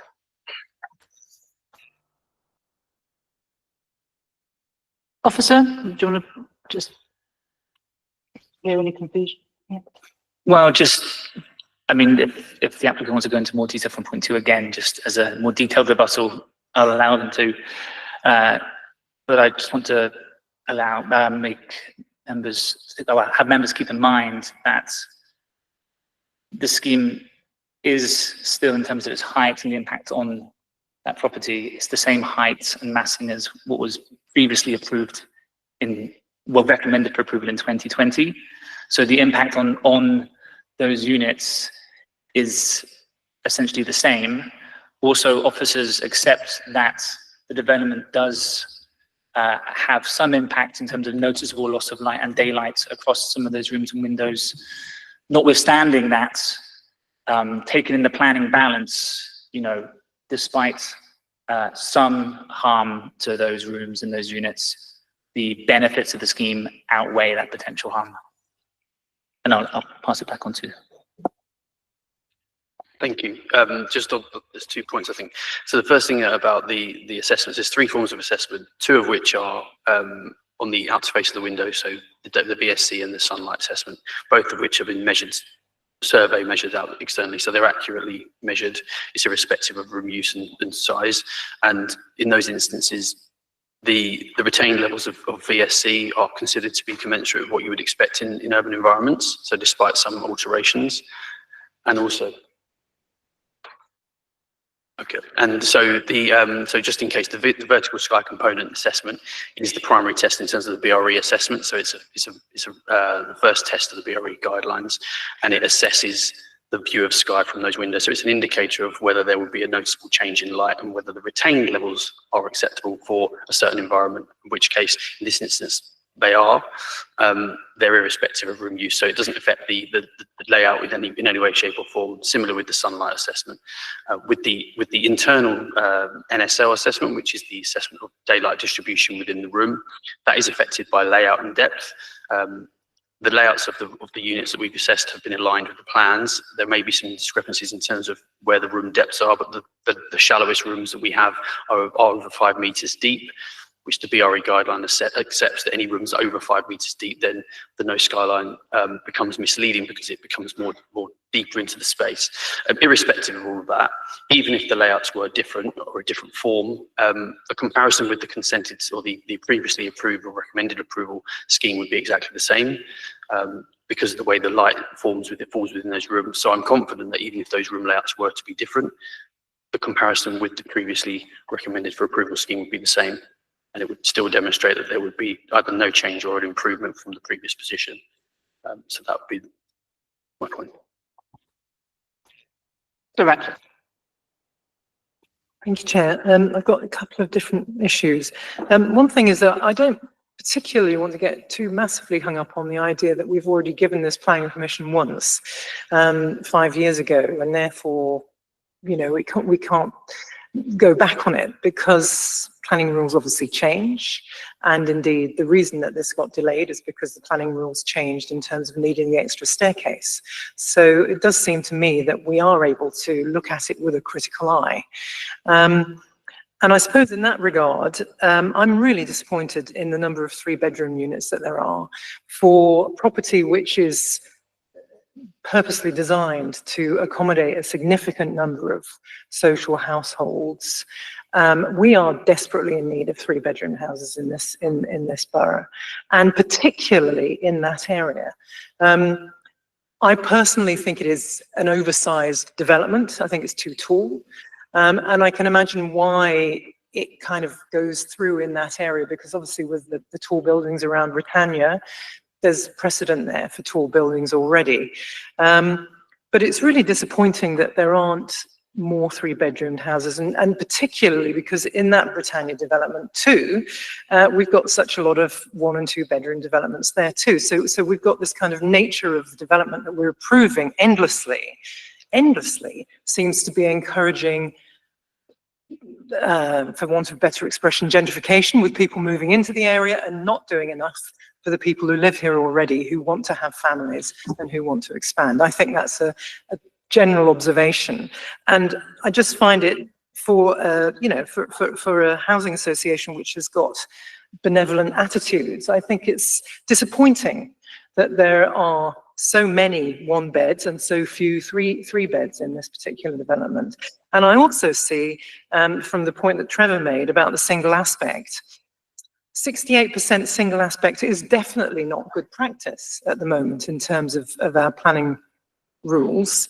And my guess is that part of the reason it's 68% single aspect is because there are so many 1-beds in there. So there are so many very small flats, and that's obviously much more difficult to give them dual aspect. So I'm a bit disappointed in that too. And the final thing is the landscaping. I mean, looking at the little courtyard space there, it is very wishful thinking to think that you could ever have a lawn that would grow in there. It just isn't going to work.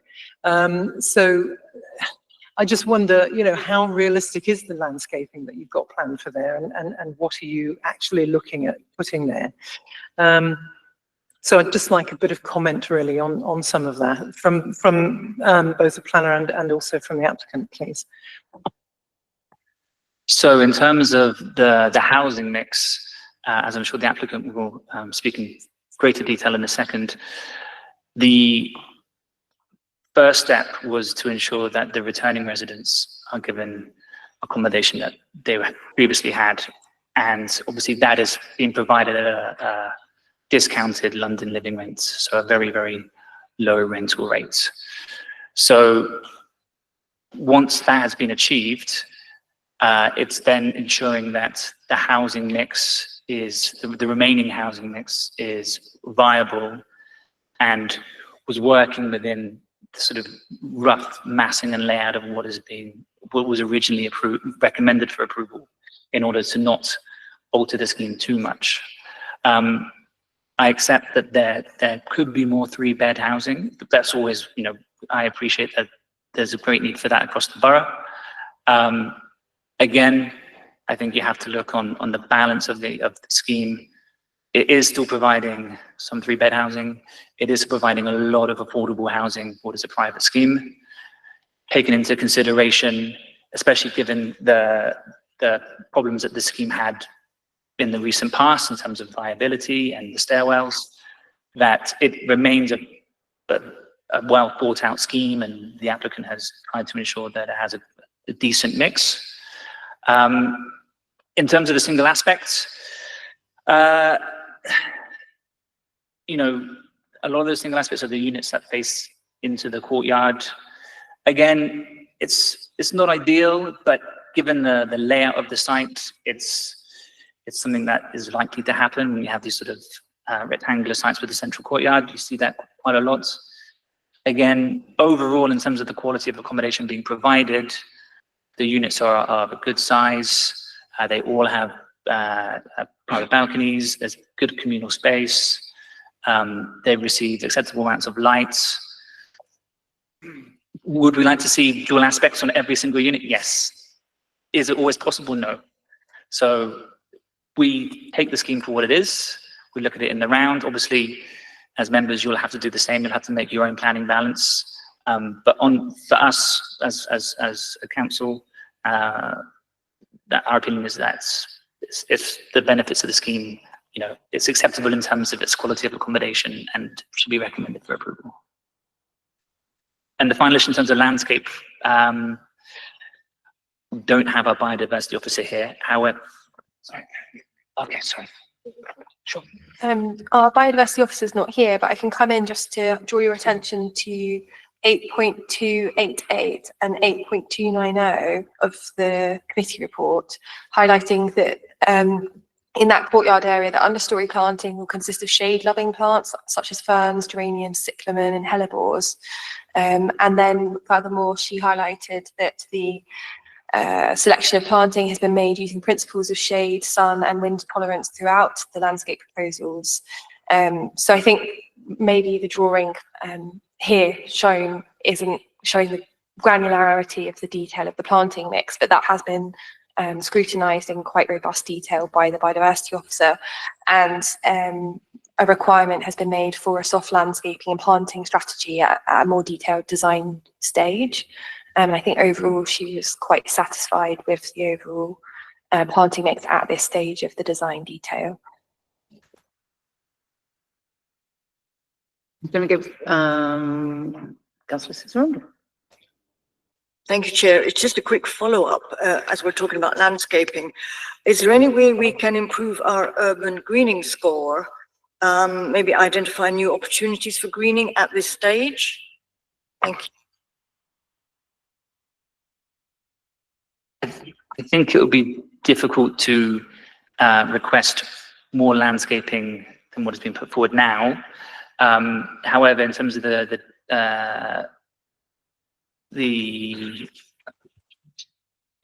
whether we have conditions in terms of the BNG to ensure that that the biodiversity net gain is implemented, and we do have habitat management and monitoring plan as well, along with more details for the green roofs.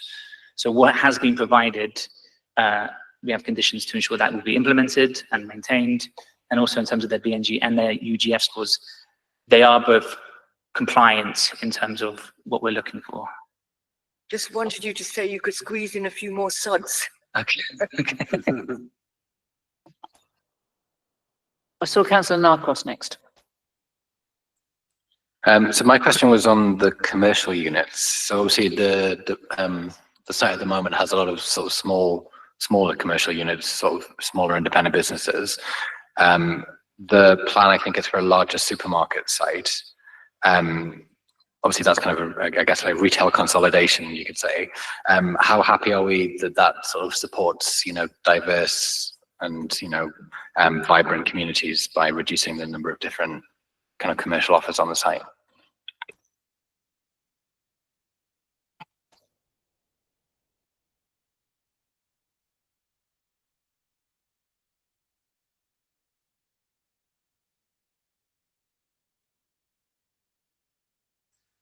So with this scheme, there is the potential, if need be, for the existing retail unit to be subdivided into smaller units. My understanding is that from engagement with the residents on the site wanted a large retail, like a supermarket on the site.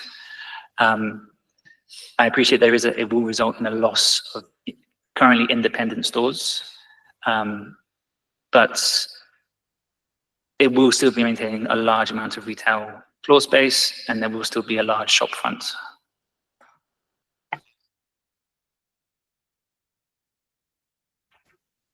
Councillor Wood? I was just kind of looking at some of the Hackney Society comments. I know you have put responses in the report, but I just wondered if you want to say, they did say, we've obviously covered the height and the massing, but they did talk about the facade treatment being uniform and monolithic, that the balconies are out of character with the area. I know that Trevor mentioned about the balconies kind of looking over where he lives and lack of privacy, etc., and that the scheme doesn't reference local architectural details. I don't know whether you can comment on those 3 points. Okay, I'll have a go at those.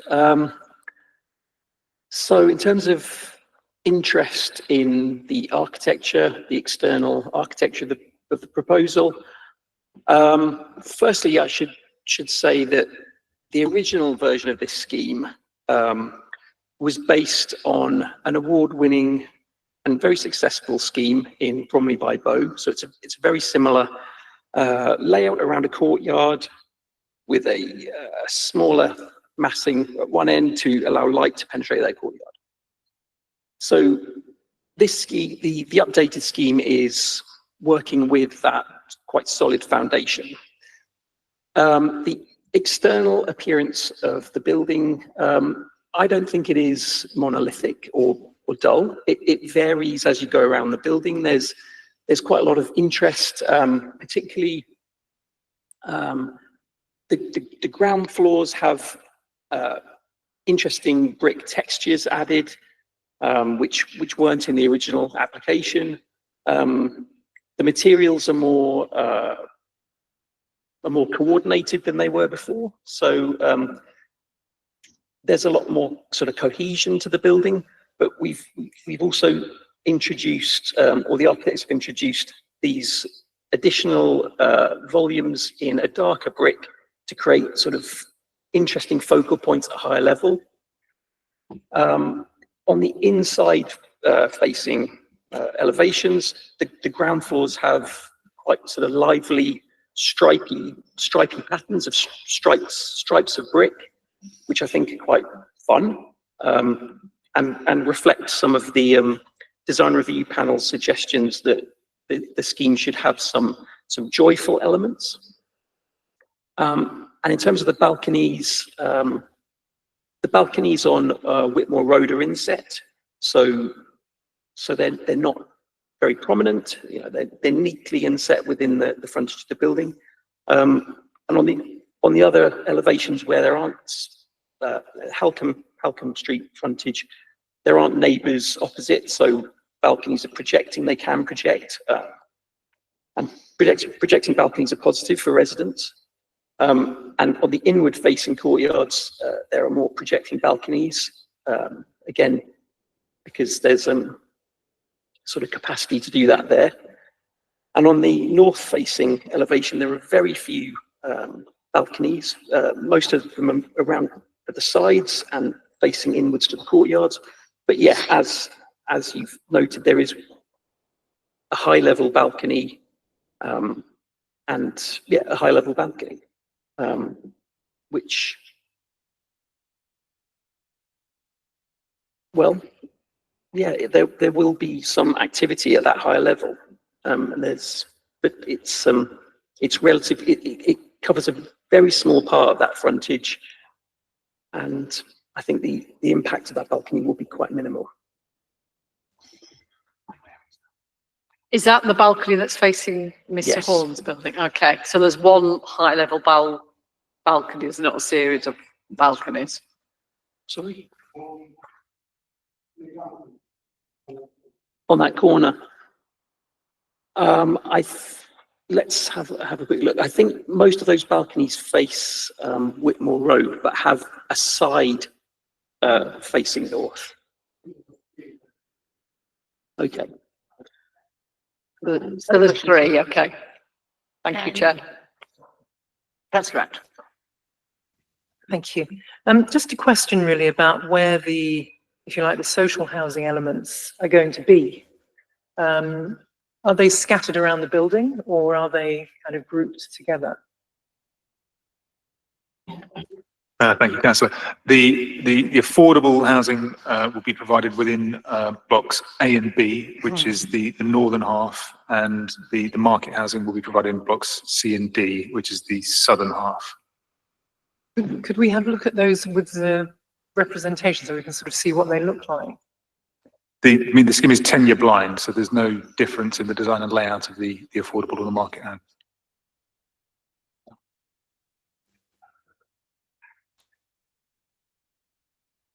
So the picture we were just looking at would just be quite useful to sort of see.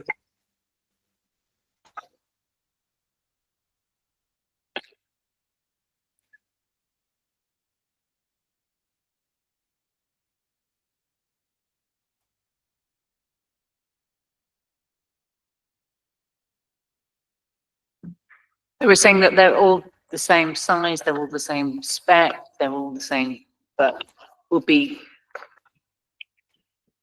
concentrated in certain styles. Yes, So the these will officer? be, so to the north, these ones here will be the affordable, and these ones to the south are the private. So the higher ones.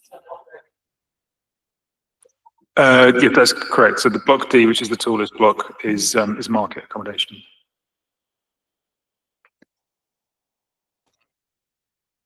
I was just to follow on from this. So the existing residents are going to be in the north facing. Are they going to have any south facing, like balconies or?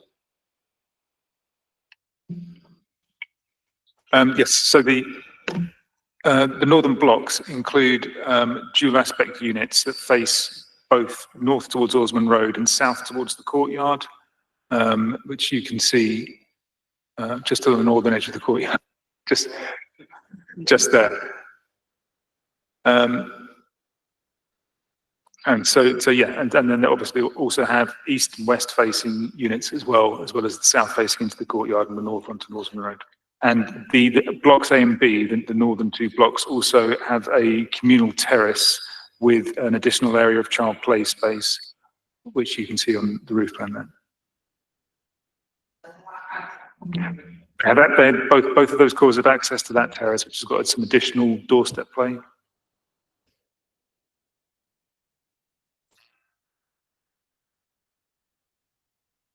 We have no other queries. Everyone's happy with this presentation. We'll move to the recommendation summary and the vote, which is to grant conditional planning permission, subject to completion of a legal agreement and referral to the Mayor of London. Those in favour, please show. There you go. Thank you very much. That is the decision. I'm going to carry on moving. I'm just going to crack on through the agenda. But if you could quietly leave or stay, you might enjoy it, who knows. So 8 delegated decisions. Can the subcommittee members note the delegated decisions in the document? Thank you. 9, any other business that the chair considers to be urgent? Any other AOBs that you consider urgent? No, good, thanks. Lovely. Please note that the next meeting is on Wednesday, the 8th of October. And I hereby say that that is the end of the meeting. Thank you very much, everybody. Thank you, everyone. Thank you.